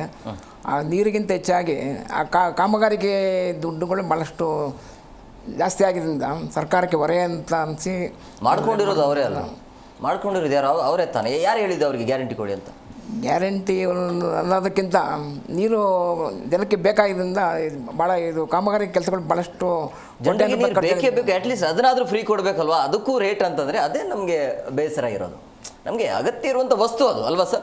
ಅಗತ್ಯ ಇರೋ ವಸ್ತುವನ್ನ ನೀವು ರೇಟ್ ದುಡ್ಡು ಕೊಟ್ಟೆ ತಗೋಬೇಕು ಅಂತ ಹೇಳಿದ್ರೆ 76 ಬೆಂಗಳೂರಲ್ಲಿ ಸಾಫ್ಟ್ವೇರ್ ಕಂಪ್ನಿಗಳಿಲ್ಲ ಅಥವಾ ಇಷ್ಟೊಂದು ವಿಸ್ತಾರವಾಗಿಲ್ಲ. ಈಗ ಭಾಳಷ್ಟು ಕಂಪ್ನಿಗಳು ಜಾಸ್ತಿ ಆಗಿದೆ. ಅವ್ರಿಗೆ ಕಮರ್ಷಿಯಲ್ ಆಗಿ ನೀರನ್ನು ಬೇರೆ ರೀತಿಯಿಂದ ಚಾರ್ಜ್ ಮಾಡ್ಬೋದು. ಜನಸಾಮಾನ್ಯರಿಗೆ ಅಷ್ಟೊಂದು ಹೊರೆ ಆಗದಿರೋ ಥರ ಇದನ್ನು ಸರ್ಕಾರ ತೊಗೊಬೇಕಾಗುತ್ತೆ. ಪ್ರಸನ್ನ ಸರ್, ಈಗ ಈ 3 ಗ್ಯಾರಂಟಿ ಏನು ಕೊಟ್ಟರು, 5 ಅಂತ ಈಗ 3 ಏನು ಜಾರಿಯಲ್ಲಿ ಇರ್ಬೋದು, ನನಗಂತೂ ಗೊತ್ತಿಲ್ಲ. ಸೊ ಈಗ 3 ಗ್ಯಾರಂಟಿ ಏನು ಜಾರಿ ಏನು ಮಾಡಿದಾರಲ್ಲ, ಸೊ ಆ ಗ್ಯಾರಂಟಿಯ ಮಧ್ಯೆ ಈ ರೀತಿಯಾಗಿ ನೀರಿನ ದರ ಏರಿಕೆ ಮಾಡಿದ್ರೆ ಜನ ಬದುಕೋದು ಹೇಗೆ, ಜೀವನವನ್ನು ಸಾಗಿಸೋದು ಹೇಗೆ ಅಂಥೇಳಿ ಈಗ ಒಂದು ಕೈಯಿಂದ ಕೊಡೋದು ಇನ್ನೊಂದು ಕೈಯಿಂದ ಕಿತ್ಕೊಳ್ಳೋ ಥರ ಅಲ್ವಾ ಇದು? 100%. ನಾವೇನು ಹೇಳೋಕ್ಕೆ ಇಷ್ಟಪಡ್ತೀವಿ ಅಂತಂದರೆ, ಈ ಗ್ಯಾರಂಟಿ ಅನ್ನೋ ಒಂದನ್ನು ಚೂರು ಮಾರ್ಪಾಡು ಮಾಡಲಿ, ಕೊಡಲಿ. ಓಕೆ, ಅದಕ್ಕೆ ನಮ್ಮ ಟ್ಯಾಕ್ಸೇ ಅದು, ಅವ್ರದ್ದೇನು ಯಾರ್ದು ಅಲ್ಲ, ನಾವೆಲ್ಲ ಜನಸಾಮಾನ್ಯನ ಕಟ್ಟೋ ಟ್ಯಾಕ್ಸೇ. ಇವರು ಅದನ್ನು ಒಂದು ಎಜುಕೇಷನ್ ಮೇನ್, ಅದು ಬೇಸಿಕ್. ಓಕೆ, ಆ ಎಜುಕೇಷನಿಗೆ ಸ್ಪೆಂಡ್ ಮಾಡಲಿ. ನೆಕ್ಸ್ಟ್ ವರ್ಷನ್ನು ಹೆಲ್ತಿಗೆ ಸ್ಪೆಂಡ್ ಮಾಡಲಿ. Okay, third environment. ಈ 3ಕ್ಕೆ ಮಾತ್ರ ಮಾಡಲಿ. ಅದು ಬಿಟ್ಟು ಇವರು ಅನ್ನೆಸರಿಗೆ ಬೇಕಾಗಿಲ್ಲ. ನೋಡಿರಿ, ಹೆಲ್ತ್ ಅಂತ ಬಂದಾಗ ಹೇಳೋಕ್ಕೆ ಇಷ್ಟಪಡ್ತೀನಿ. ಆ ಗರ್ಭಿಣಿ ಶ್ರೀಯರು ಬಳ್ಳಾರಿ ಡಿಸ್ಟಿಕಲ್ಲಿ, ಓಕೆ, ಏನಕ್ಕೆ ತೀರ್ಕೊತ ಇದ್ದಾರೆ? ಓಕೆ, ಅಲ್ಲಿ ನನ್ನ ಡಿಫ್ರೆನ್ಸ್ ಯಾಕೆ ಮಾಡ್ತಾರೆ? ಈಗ ನೀವು ಆಸ್ಟರು, ಫೋರ್ಟಿಸು ಹಾಸ್ಪಿಟ್ಲಿಗೆ ಹೋದರೆ they are going to 7 star facilities ಕೊಡೋವಂಥ ಹೋಟ್ಲು, ರೆಸಾರ್ಟ್ ಆಗಿದ್ದಾವೆ. ಓಕೆ, ಒಂದು ನೀವು ಆಸ್ಟರು, ಅಪೋಲೋದಲ್ಲಿ ಫೋರ್ಟಿಸ್ಗೆ ಹೋದ್ರಿ ಅಂತಂದರೆ ಒಂದು ದಿನದ ರೆಂಟ್ ಬಂದುಬಿಟ್ಟು 30,000 ರೂಪಾಯಿ ಇದೆ, ಒಂದು ರೂಮ್ ಬಾಡಿಗೆ ಅಲ್ಲಿ ಹೇಳ್ಬೇಕಂತಂದ್ರೆ. ಓಕೆ, ಇವೆಲ್ಲ ಇಷ್ಟೊಂದು ಹೈ ಎಂಡ್ ಆಗಬೇಕಾದ್ರೆ ನಿಮಗೆ ಗೌರ್ಮೆಂಟು, ಲ್ಯಾಂಡ್ ಗೌರ್ಮೆಂಟ್ ಇರುತ್ತೆ, ಡಾಕ್ಟರ್ಸ್ ಗೌರ್ಮೆಂಟ್ ಇರ್ತಾರೆ, ಪ್ರತಿಯೊಂದು ಗೌರ್ಮೆಂಟ್ ಫೆಸಿಲಿಟಿ ಯಾಕೆ ಕೊಡ್ತಾ ಇಲ್ಲ ನೀವು? ಬಟ್ ಅದೇ ಮೇಂಟೆನೆನ್ಸ್ ನೋಡಿ, ಫೋರ್ಟಿಸಲ್ಲಿ ಏನು ಮೇಂಟೆನೆನ್ಸ್ ಆಗುತ್ತಲ್ಲ, ಅದಕ್ಕಿಂತ ಡಬಲ್ ಇಲ್ಲಿ ಗೌರ್ಮೆಂಟ್ ಹಾಸ್ಪಿಟಲ್ ಮೇಂಟೆನೆನ್ಸ್ ಬಿಲ್ ಆಗ್ತಾ ಇರ್ತಾರೆ. ಓಕೆ, ಬಾತ್ರೂಮ್ ತೊಳೆದ್ವಿ, ತಿಕ್ಕಿದ್ವಿ, ಇನ್ನೊಂದು ಮಾಡಿದ್ವಿ, ನೆಟ್ಟಿಗೆ ಒಂದು ಬಾತ್ರೂಮ್ ಇರಲ್ಲ. ಫಸ್ಟ್ ಅಲ್ಲಿಗೆ ಹೋಗ್ರಿ, ಪ್ರತಿಯೊಬ್ಬ ಸಿ ಎಮ್ ಅವ್ರು ಮಿಸ್ಸಸ್ ಅವ್ರು ಯಾರನ್ನ ಸೇರಿಸ್ತಾರೆ ಅಲ್ಲಿಗೆ. ನಾನು ಚಾಲೆಂಜ್ ಮಾಡ್ತೀನಿ, ಒಂದು ಹೋಗಿ KC ಜನರಲ್ ಹಾಸ್ಪಿಟ್ಲಿಗೆ ಕರ್ಕೊಂಬರ್ಲಿ, ಒಬ್ಬರೇ ಆದರೂ ಕರ್ಕೊಂಬರ್ಲಿ. ಓಕೆ, ಮೊನ್ನೆ ರೀಸೆಂಟ್ಲಿ ಎಷ್ಟು ಜನ ನೀವು ಪೊಲಿಟಿಷಿಯನ್ ಕೊಡ್ತೀನಿ, ಎಲ್ಲ ವಿಕ್ರಮ್ ಹಾಸ್ಪಿಟ್ಲಿಗೆ ಸೇರಿಕೊಂಡೆ, 30 ಲಕ್ಷ ಬಿಲ್ ಆಯಿತು. 30 ಲಕ್ಷ ಬಿಲ್ ಮತ್ತೆ ನಮ್ಮ ಟ್ಯಾಕ್ಸ್ ದುಡ್ಡಲ್ಲೇ ಕೊಡೋದು. ಯಾಕೆ? ಇವರೆಲ್ಲ ಅಲ್ಲಿಗೆ ಹೋಗಿ ಸೇರ್ಕೊಳ್ಳಿ ಫಸ್ಟು. ಆವಾಗ ಏನು ಮಾಡ್ತಾರೆ, ಆಟೋಮೆಟಿಕ್ ಆಗಿಬಿಟ್ಟು ರೈಸ್ ಮಾಡ್ತಾರೆ. ಓಕೆ, ಮೊನ್ನೆ ಇನ್ನೊಂದು ಸ್ಕೂಲಿಗೆ ಹೋಗಿದ್ವಿ, ನೀವು ನಂಬಲ್ಲ, ಆ ಸ್ಕೂಲಲ್ಲಿ 3 ಗುಂಪುಗಳು ಮಾಡಿದ್ದಾರೆ. ಇದು 1ನೇ ಕ್ಲಾಸು, ಇದು 2ನೇ ಕ್ಲಾಸು, ಇದು 3ನೇ ಕ್ಲಾಸು, 4ನೇ, 5ನೇ, ಇಷ್ಟೇ. ಓಕೆ, ಒಬ್ಬನೇ ಮೇಸ್ಟ್ರು ಎಲ್ಲರಿಗೂ ಹೇಳ್ಕೊಂತ ಬರ್ತಿದ್ದಾರೆ. ಇನ್ನು ಈ ಎಜುಕೇಷನ್ ಕೊಟ್ಟರೆ ಮಕ್ಕಳು ಎಲ್ಲಿಂದ ಇದು ಮಾಡ್ತಾರೆ? ಮಕ್ಕಳಿಗೆ ಮುಂದೆ ಏನು ಐಡಿಯಾನಾರು ಏನು ಬರುತ್ತೆ ಅವರಿಗೆ? ಓಕೆ, ಹೆಲ್ತ್ ಆಯಿತು, ಎಜುಕೇಷನ್ ಅತ್ಯದ್ಭುತವಾಗಿ ಕೊಡಲಿ. ಇಲ್ಲ ಮಧು ಬಂಗಾರಪ್ಪ ಅವರು ಸಂಬಂಧಿಕರು ಮಕ್ಕಳನ್ನೆಲ್ಲ ಹೋಗ್ಬಿಟ್ಟು ಒಂದು ಗೌರ್ಮೆಂಟ್ ಸ್ಕೂಲಿಗೆ ಸೇರಿಸಲ್ಲ, ಊರಲ್ಲಿ ಸೇರಿಸ್ತಾರಾ? ಯಾರೂ ಸೇರಿಸಲ್ಲ. ಇದನ್ನ ಯಾಕೆ ಮಾಡ್ತಲ್ಲ ನೀವು? ಥರ್ಡ್ ಬರ್ತೀನಿ, ಎನ್ವಿರಾನ್ಮೆಂಟ್ ವಿಚಾರಕ್ಕೆ ಬಂದಾಗ ಎಷ್ಟು ನೆಗ್ಲಿಜೆನ್ಸಿ ಇದೆ ಅಂತ ಅಂದರೆ, ನಮ್ಮ ಮುಂದಿನ ಪೀಳಿಗೆ ಕೊಡಬೇಕಾಗಿರೋಂಥ ಅತ್ಯದ್ಭುತವಾದ ಒಂದು ಕಾನ್ಸೆಪ್ಟ್ ಅದು ಎನ್ವಿರಾನ್ಮೆಂಟ್ ಅನ್ನೋದು. ನಾನು ಅದಕ್ಕೆ ಅವಾಗಿಂದ ಹೇಳಕ್ಕೆ ಇಷ್ಟಪಡ್ತೀನಿ, ನೀರನ್ನ ಫಸ್ಟ್ ಸಂಗ್ರಹಿಸಿ. ಆ್ಯಕ್ಚುಲಿ ನಮ್ಮ ವಿಜಯರಾಜ್ ಅವರು ತುಂಬ ಖುಷಿ ಪಡ್ತೀನಿ. ಇಲ್ಲಿವರೆಗೂ ಅದು ಎಷ್ಟು ಕೋಟ್ಯಾಂತರ ಇಂಗುಗುಂಡುಗಳಿಗೆ ಮಾಡೋಕ್ಕೆ ಅವ್ರು ಸಪೋರ್ಟ್ ಮಾಡಿದ್ರೆ ಗೊತ್ತಿಲ್ಲ, ಅಷ್ಟು ಅತ್ಯದ್ಭುತವಾದ ಕೆಲಸ ಮಾಡಿದ್ದಾರೆ. ಆಲ್ ಓವರ್ ವರ್ಲ್ಡ್ ಅಡ್ಡಾಡ್ತಾರೆ ಅವರು. ಓಕೆ, ಅಬ್ದುಲ್ ಕಲಾಂ ಅವರು ಕೂಡ ಮೊನ್ನೆ ಅವ್ರಿಗೆ ಪ್ರಶಸ್ತಿ ಕೊಟ್ಟಿದ್ದಾರೆ, ಅವರು ತೀರ್ಕೊಳ್ಳೋದಕ್ಕೆ ಮುಂಚೆ. ಓಕೆ, ಈ ರೀತಿ ಅವರಂಥ ವ್ಯಕ್ತಿತ್ವ ಇಂಥವ್ರನ್ನೆಲ್ಲ ಯೂಸ್ ಮಾಡಿಕೊಂಡು ಪ್ರತಿಯೊಂದು ಆಫೀಸಸ್ಗಳನ್ನ ಹೇಳೋದು, ಎಷ್ಟು ಸಾವಿರ ಆಫೀಸಸ್ ಇದೆ, ಬರೀ ನಮ್ಮ ಬೆಂಗಳೂರು ಅಷ್ಟೇ ತೊಗೊಂಡೆ ಅಂತಂದರೆ ಪ್ರತಿಯೊಂದಕ್ಕೆ ಹಿಂಗುಂಡಿ ಮಾಡ್ಕೊಂತ ಮೇಲೆ ಶೇಖರಣೆ ಮಾಡಿ. ಎನ್ವಿರಾನ್ಮೆಂಟ್ ಅನ್ನೋದೈತಲ್ಲ, ಅದು ತುಂಬ ಅತ್ಯಮೂಲ್ಯ. ಅದನ್ನು ಮಲಿನ ಮಾಡಬೇಡಿ. ನಿಮ್ದು ಇವತ್ತಿಂದ ಅಷ್ಟೇ ಲೈಫ್ ಅಲ್ಲ, ಇನ್ನು ಮುಂದೆ ನಿಮ್ಮ ಮಕ್ಕಳು, ಮೊಮ್ಮಕ್ಕಳು, ಮರಿ ಮೊಮ್ಮಕ್ಕಳು ಪ್ರತಿಯೊಬ್ಬರು ಇರೋಂಥ ಒಂದು ನೀವು ಭೂಮಿನ ಹಾಳು ಮಾಡಬೇಡಿ. ಇಂಥ ಮಹನೀಯ ವ್ಯಕ್ತಿಗಳು 100 ಜನ ಇದ್ದಾರೆ, ಅವ್ರನ್ನೆಲ್ಲ ಯುಟಿಲೈಸ್ ಮಾಡ್ಕೊಳ್ಳಿ. ಪ್ರತಿಯೊಂದು ಆಫೀಸಸ್ಗಳು ಇಂಗುಗುಂಡಿಗಳು ಮಾಡಿ ಅದೇ ನೀರನ್ನು ಉಪಯೋಗ ಮಾಡ್ಕೊಳ್ಳಿ. ಈ 3ಕ್ಕೆ ಯಾಕೆ ಈ 3ಕ್ಕೆ ಇನ್ವೆಸ್ಟ್ ಮಾಡ್ತಾ ಇಲ್ಲ ಇವರು? ಅನ್ನೆಸೆಸರಿ. ಯಾರಿಗೆ ಬೇಕಾಗಿದೆ ಇದು ಹೇಳ್ಬೇಕಂತಂದ್ರೆ? 3 ಬೇಕಾಗಿದೆ ಯಾರಿಗಾದರೂ? ಈ 3 ಮಾಡಿದಾಗ ಈ 3 ಇಂಪಾರ್ಟೆನ್ಸ್ ಅವ್ಯಾವುದೂ ಅಲ್ಲ ಅಂತ ಹೇಳ್ತಾರೆ ಅದು. ಓಕೆ, ಇನ್ನೊಂದು ನೀವು ಕೊಡ್ತಿರೋ ಭಾಗ್ಯದಲ್ಲಿ ಯಾರು ಯೂಸ್ ಆಗ್ತಿರ್ಬೋದು, ನಮಗೆ ಅದು ಬೇಡ. ಅದು ಯಾಕಂದರೆ ಆ ಯೂಸ್ ಮಾಡ್ಕೊಂಡು ನಮ್ಮ ಶಾಪ್ ಹಾಕೋದು ಬೇಡ. ಓಕೆ, ಬಟ್ ಇವರು ಹೇಳೋದಕ್ಕಿಂತ ಮುಂಚೆ ಇವನ್ನೇ ಕೊಟ್ಬಿಟ್ಟಿದ್ರೆ, ಒಂದು ಗೌರ್ಮೆಂಟ್ ಸ್ಕೂಲ್ ಇಂಪ್ರೂವ್ ಮಾಡಿದ್ರೆ, ಒಂದು ಗೌರ್ಮೆಂಟ್ ಹಾಸ್ಪಿಟಲ್ ಇಂಪ್ರೂವ್ ಮಾಡಿದ್ರೆ, ಇರೋದು ಒಂದು ಶಿಕ್ಷಣ, ಒಂದು ಮೆಡಿಕಲು, ಒಂದು ನೀರು, 3 ಆಯ್ತಲ್ಲ. ಎಷ್ಟು ಇಂಪಾರ್ಟೆಂಟ್ ಇದೆ ನೋಡ್ರಿ ಇವತ್ತಿನ ಕಾನ್ಸೆಪ್ಟಿಗೆ, ಎಷ್ಟು ನೀಟಾಗಿದೆ ಇದು ಹೇಳ್ಬೇಕಂತಂದ್ರೆ. ಇದನ್ನು ಕೊಡ್ರಿ ಅಂತ ಅಂದರೆ, ಇಲ್ಲ ನಾವೇನೋ ಕೊಡ್ತೀವಿ, ನಾವೇನೋ ಮಾಡ್ತೀವಿ ಅಂತ ಕುತ್ಕೊಂಡ್ರೆ ಯಾರಿಗ್ರಿ ಅನ್ಯಾಯ ಇದೆಲ್ಲ? ಯಾರಿಗೆ ಬೇಕಾಗಿದೆ? ನಿಜ ಸರ್. ಈಗ ಸಹಜವಾಗಿ ಈಗ ನೀರಿನ ಬೆಲೆ ಏರಿಕೆ ಮಾಡೋದಕ್ಕೆ ಈಗ ನೀರು ಆಲ್ಮೋಸ್ಟ್ ಅಲ್ಲ ಅದು ಆಗುತ್ತೆ, ಅದರಲ್ಲಿ 2 ಮಾತಿಲ್ಲ. ಬಟ್ ಈಗ ಇದನ್ನು ಬಿಟ್ಟು ಬೇರೆ ಮಾರ್ಗ ಇರಲಿಲ್ವಾ? ಅಂದರೆ ನೀರನ್ನು ಪೂರೈಕೆ ಮಾಡೋದಾಗಿರ್ಬೋದು ಅಥವಾ ಎಲ್ಲಿಂದ ಒಂದು ಸಂಗ್ರಹಣೆ ಮಾಡಿ ಈಗ ಇರುವಂಥ ದರದಲ್ಲೇ ಕೊಡೋದಕ್ಕೆ ಆ ರೀತಿ ವ್ಯವಸ್ಥೆ ತುಂಬಾ ಒಳ್ಳೆ ಆಗಲ್ಲ? ಈ ಕ್ವಶನ್ಗೆ ಅವ್ರು ವಿಜಯರಾಜ್ ತುಂಬಾ ಒಳ್ಳೆ ಆನ್ಸರ್ ಇದೆ. ಅವ್ರು ಹೇಳ್ಬೇಕಾದ್ರೆ ಆಕ್ಚುಲಿ ಅವ್ರು ಎಕ್ಸ್ಪ್ಲೇನ್ ಮಾಡಲೇಬೇಕಿದ್ದ, ಭಾಳ ನೀಟಾಗಿ ಎಕ್ಸ್ಪ್ಲೇನ್ ಮಾಡ್ಬೇಕು ಅವರು. ತುಂಬ ಒಳ್ಳೆ ಪ್ರಶ್ನೆ. ಏನಾಗುತ್ತೆ ಅಂದರೆ ನಿಮ್ಗೆ ಕೇಳಿಬಿಟ್ಟು ಆಶ್ಚರ್ಯ ಆಗ್ಬೋದು, ಬ್ಯಾಂಗ್ಳೂರಲ್ಲಿ ಆಗೋ ಮಳೆಯಲ್ಲಿ ಬರೀ ಒಂದು 1000 ಸ್ಕ್ವೇರ್ ಫೀಟ್ ಒಂದು ಚಿಕ್ಕ 30 ಬೈ 40 ಇರೋವಂಥ ಮನೆಯಲ್ಲಿ ಮೇಲ್ಛಾವಣಿಯಲ್ಲಿ ಬೀಳೋ ನೀರನ್ನು ನಾವು ಸುಮ್ಮನೆ ಕಲೆಕ್ಟ್ ಮಾಡಿಬಿಟ್ಟು ಅದನ್ನು ಯೂಸ್ ಮಾಡಿದರೆ ವರ್ಷಕ್ಕೆ ಹೆಚ್ಚು ಕಡಿಮೆ ಸರಾಸರಿ 1,20,000 ಲೀಟ್ರ್ ನೀರು ಸಿಗುತ್ತೆ. ಆ ನೀರನ್ನು ನಾವು ಪೋಲ್ ಮಾಡ್ತಾ ಇದ್ದೀವಿ, ಆ ನೀರು ಹೋಗ್ಬಿಟ್ಟು ಎಲ್ಲೋ ಫ್ಲಡ್ಡಿಂಗ್ ಆಗ್ತಾ ಇದೆ ಬ್ಯಾಂಗ್ಳೂರಲ್ಲಿ. ಆ ನೀರನ್ನು ನಾವು ಉಪಯೋಗಿಸಿದ್ರೆ ಅಷ್ಟು ದಿನದ್ದು ನಮ್ಮದು ವಾಟರ್ ಬಿಲ್ ಆಟೋಮೆಟಿಕ್ಲಿ ಕಡಿಮೆ ಆಗಿಬಿಡುತ್ತೆ. ಆಮೇಲೆ ಅಷ್ಟು ದಿನದ್ದು ಪಂಪಿಂಗ್ ಕಾಸ್ಟ್ ಕಡಿಮೆ ಆಗುತ್ತೆ. ಈಗ 1850 MLD ನೀವೇನು ಬ್ಯಾಂಗ್ಳೂರಿಗೆ ಪಂಪ್ ಮಾಡಬೇಕು ಅಷ್ಟು ಕಡಿಮೆ ಆಗುತ್ತೆ. ಒಂದು ಬೀದಿಯಲ್ಲಿ ನಾನು ಸರಾಸರಿ ಒಂದು 20 ಮನೆ ಈ ಕಡೆ ಒಂದು 20 ಮನೆ ಈ ಕಡೆ ಇದ್ದರೆ ಒಂದು ಸತಿ ಚಿಕ್ಕ ಮಳೆ ಒಂದು 25 mm ಮಳೆ ಬಂದರೆ ಒಂದು ಮನೆಯಿಂದ 2,400 ಲೀಟ್ರ್ ನೀರು ಪೋಲಾಗುತ್ತೆ ಚರಂಡಿಗೆ. 20 ಮನೆ ಈ ಕಡೆ ಅಂದರೆ 50,000 ಲೀಟ್ರ್ ನೀರು ಈ ಕಡೆ 50,000. ಬರೀ ಒಂದೇ ಒಂದು ಬೀದಿಯಲ್ಲಿ 1,00,000 ಲೀಟರ್ ಕುಡಿಯೋಕ್ಕೆ ಯೋಗ್ಯವಾದಂಥ ಅತಿ ಶುದ್ಧವಾದ ನೀರು ಪೋಲಾಗ್ತಾ ಇದೆ. ಅದನ್ನೇ ನಾವು ಉಪಯೋಗಿಸ್ಕೊಬಿಟ್ರೆ ಆಟೋಮೆಟಿಕ್ಲಿ ನಿಮ್ದು ಈಗ ನಮ್ದು ಒಂದು ಮನೆ ಇದೆ ಅಂದರೆ ವರ್ಷಕ್ಕೆ 60-70% ನೀರು ನಾವು ಬರೀ ಮಳೆ ನೀರಲ್ಲಿ ಉಪಯೋಗಿಸ್ಕೋಬೋದು. ಮಿನಿಮಮ್ ತುಂಬ ಚಿಕ್ಕ ಟ್ಯಾಂಕ್ ಇದೆ ಅಂದರೆ 30-40% ಅದೇ ಆಟೋಮೆಟಿಕ್ಲಿ ಸಬ್ಸಿಡೈಸ್ ಆಗುತ್ತೆ. ಅಷ್ಟು ದಿನ ಅವ್ರು ನೀರು ಪಂಪ್ ಮಾಡಿಲ್ಲ ಅಂದರೆ ಅಷ್ಟು ದಿನದ ನೀರು ಅವ್ರಿಗೂ ಉಳಿಯುತ್ತೆ, ಅಷ್ಟು ದಿನದ ಎಲೆಕ್ಟ್ರಿಸಿಟಿ ದುಡ್ಡು ಉಳಿಯುತ್ತೆ. So there is lot of ways innovative. ಏನು ಮಾಡಬೇಕು ಅಂದರೆ ಈ ಥರ ಪ್ರಗತಿಪರ ಯೋಚನೆ ಇರೋರನ್ನ ಅವರು ಇದು ತಗೋಬೇಕು. ಜೊತೆಗೆ ಏನಾಗುತ್ತೆ ಅವ್ರದ್ದೇ ಡಿಸಿಷನ್ನು ಆಗಬಾರ್ದು. ಯಾವುದೇ ಒಂದು ಮಂಡಳಿ ಇದ್ರೂ ಒಂದು ಜನಪರ ಹೋರಾಟ ಮಾಡ್ತಾ ಇರೋರನ್ನ ಅವ್ರನ್ನ ಒಂದು ರಿಸೋರ್ಸ್ ಪರ್ಸನ್ಸ್ನ ತಗೋಬೇಕು. ಇಂಟರ್ನ್ಯಾಷನಲಿ ಈಗ ಸಿಂಗಾಪುರಲ್ಲಿ 5% ಇದಾಗ್ತಾ ಇದೆ ಪೋಲಾಗ್ತಾ ಇದೆ ಅಂದರೆ ಅದನ್ನು ಸ್ಟಡಿ ಮಾಡೋದಕ್ಕೆ we should involve private public participation ಆದರೆ ಮಾತ್ರ ನಾವು ಇದನ್ನು ಮಾಡ್ಬೋದು. ಇಲ್ಲವ್ರು ಏನಾಗುತ್ತೆ ಕೆಲವ್ರದ್ದು ವೆಸ್ಟೆಡ್ ಇಂಟ್ರೆಸ್ಟ್ ಇರುತ್ತೆ. ಮೈನಸ್ ಪಾಯಿಂಟ್ ಅದೇ, ಈಗ ಯಾರದೋ ಒಂದು ಮಿನಿಸ್ಟರ್ ಮಾಡ್ತೀವಿ ಅದ್ರ ಬಗ್ಗೆ ಜ್ಞಾನನೇ ಇರೋದಿಲ್ಲ. ಈಗ ಹೆಲ್ತ್ ಮಿನಿಸ್ಟರ್ ಮಾಡ್ತೀವಿ, ಹೆಲ್ತ್ ಬಗ್ಗೆ ಏನು ಗೊತ್ತಿರೋದಿಲ್ಲ. ಶಿಕ್ಷಣ ಮಂತ್ರಿ ಅಂತ ಹೇಳಿ ಶಿಕ್ಷಣದ ಬಗ್ಗೆ ಏನು 4ನೇ ಕ್ಲಾಸ್ ಪಾಸ್ ಆಗಿರುತ್ತೆ. ಅದಕ್ಕೆ ಇದು ಯಾವ್ದು ಇದು ಏನು ಗೊತ್ತಿರುತ್ತೆ. ಅದಕ್ಕೆ ಆ ಕಮಿಟಿ ಮಾಡಬೇಕು. ಅಟ್ಲೀಸ್ಟ್ ಯಾರು ನೀರಲ್ಲಿ ಅದನ್ನು ಇದ್ದಾರೆ ಅವ್ರನ್ನ ಕಮಿಟಿ ಮಾಡೋದು. ಬರೀ ಅವ್ರಿಗೇನು ಪವರ್ಸ್ ಕೊಡಬೇಡಿ, ಏನು ಮಾಡಬೇಡಿ, ಸುಮ್ಮನೆ ಸಲಹೆ ತಗೊಳ್ಳಿ. ಅದ್ರಲ್ಲಿ ಚೆನ್ನಾಗಿರೋದನ್ನ ಅವ್ರು ಮಾಡಲಿ. ಬಟ್ ಅಟ್ಲೀಸ್ಟ್ ಸಲಹೆ ತಗೊಳ್ಳೋಕ್ಕೂ ಒಂದು ಒಳ್ಳೆ ಕಮಿಟಿ ಇರಬೇಕು. ಅದು ಎವ್ರಿ ಮಂತ್ ಮೀಟ್ ಮಾಡಬೇಕು. ಆ ಥರ ಮಾಡಿದಾಗ ವಿ ಕ್ಯಾನ್ ಡೂ. ಈಗ ಪ್ರೈವೇಟ್ ಆರ್ಗನೈಸೇಷನ್ಸಲ್ಲಿ ಎವ್ರಿ 3 ಡೇಸಿಗೆ ಒನ್ಸ್ ಮೀಟಿಂಗ್ ಇರುತ್ತೆ. Why don't we run on organisation like BWSSP which has got thousands of crores of budget yearly. Why don't we run it as a public entrepreneurs ಥರ? Why do we run it as a ಎಡಾಕಲ್ಲಿ ಏನು ಬೇಕೋ ಅಲ್ಲಿ ಮಾಡಿದ್ವಿ. 10 ವರ್ಷದಿಂದ rice ಮಾಡಿಲ್ಲ. 10 ವರ್ಷದಿಂದ ನೀವು 1% ಮಾಡಿದರೆ ಯಾರಿಗೂ ಅಷ್ಟು ತೊಂದರೆ ಆಗ್ತಾ ಇರಲಿಲ್ಲ. ನೀವು ಒಂದೇ ಸತಿ 10% ರೈಸ್ ಮಾಡಿದಾಗ ನಮಗೆ ಎಲ್ಲರಿಗೂ ತೊಂದರೆ ಆಗುತ್ತೆ ಸಡನ್ ಆಗಿ. ಅದನ್ನೇ ನೀವು ಈಗ ಮುಂಚೆ 80ರಲ್ಲಿ it was decided as the power rise ಆಗುತ್ತೆ ಆವಾಗ ರೈಸ್ ಮಾಡ್ಬೋದು ಅಂತ. ಬಟ್ ನಮಗೆ ಆ ವೋಟ್ ಬ್ಯಾಂಕ್ ಎಲ್ಲಿ ನಾವು ರೈಸ್ ಮಾಡಿದರೆ ನನಗೆ ನೆಕ್ಸ್ಟ್ ಎಲೆಕ್ಷನ್ದಲ್ಲಿ ಬರೋಕ್ಕಾಗಲ್ಲ ಅನ್ನೋ ಆ ಇದರಲ್ಲಿ ಮಾಡ್ಕೊಂಡ್ಬಿಟ್ಟು ಇಂಥ ಮಂಡಳಿಗಳನ್ನೇ ಹಾಳು ಮಾಡಿಬಿಟ್ರು. ಈಗ ಮಂಡಳಿಗೆ ಈಗ ಆ್ಯಕ್ಚುಲಿ ದುಡ್ಡು ಬೇಕಾಗ್ತಾ ಇರೋದು ಏನಂದರೆ ಈಗ 10% ಯಾಕೆ ಅನಿವಾರ್ಯ ಆಗಿದೆ ಅಂದರೆ ಲಾಸ್ಟ್ 10 ವರ್ಷದಿಂದ ಮಾಡಲೇ ಇಲ್ಲ ಏನು. ಹಾಗಾಗಿ ಅದು ಅನಿವಾರ್ಯನ ಅಥವಾ ಫೇಕ್ ಕ್ರೇಟಾ ಅಂತ ಇಲ್ಲ. ಬಿಕಾಸ್ ಏನಾಗಿದೆ ಈಗ ತುಂಬ ಇಲ್ಲೊಂದು ನಾನು ಇಂಟ್ರಪ್ಷನ್ ಮಾಡ್ತೀನಿ. ಅವರು ಆ್ಯಕ್ಚುಲಿ ಇದು ಒಂದ್ರಲ್ಲಿ ಮಾತ್ರ ಅನಿವಾರ್ಯ ಅಲ್ಲ. ಅದನ್ನು ಶೇಖರಣೆ ಮಾಡ್ಕೊಂಡ್ರೆ ಅದು 100% ಒಳ್ಳೆಯದು. ಶೇಖರಣೆ ಮಾಡೋಕೆ ಅಷ್ಟೇ ಅವಕಾಶ ಮಾಡ್ಕೊಡಿ, ಇಟ್ ಇಸ್ ಅನಿವಾರ್ಯ ಅಲ್ಲ. ಪ್ಲೀಸ್ ಇದೊಂದು ಪಾಯಿಂಟ್ ನೋಟ್ ಮಾಡ್ಕೊಳ್ರಿ. ಆ ಶೇಖರಣೆಗೆ ನೆಕ್ಸ್ಟ್ ಅವ್ರ ಹತ್ರನೇ ಆನ್ಸರ್ ತುಂಬ ಇದೆ, ಯಾಕಂದ್ರೆ ಶೇಖರಣೆ ಮಾಡಿದ್ದಾರೆ.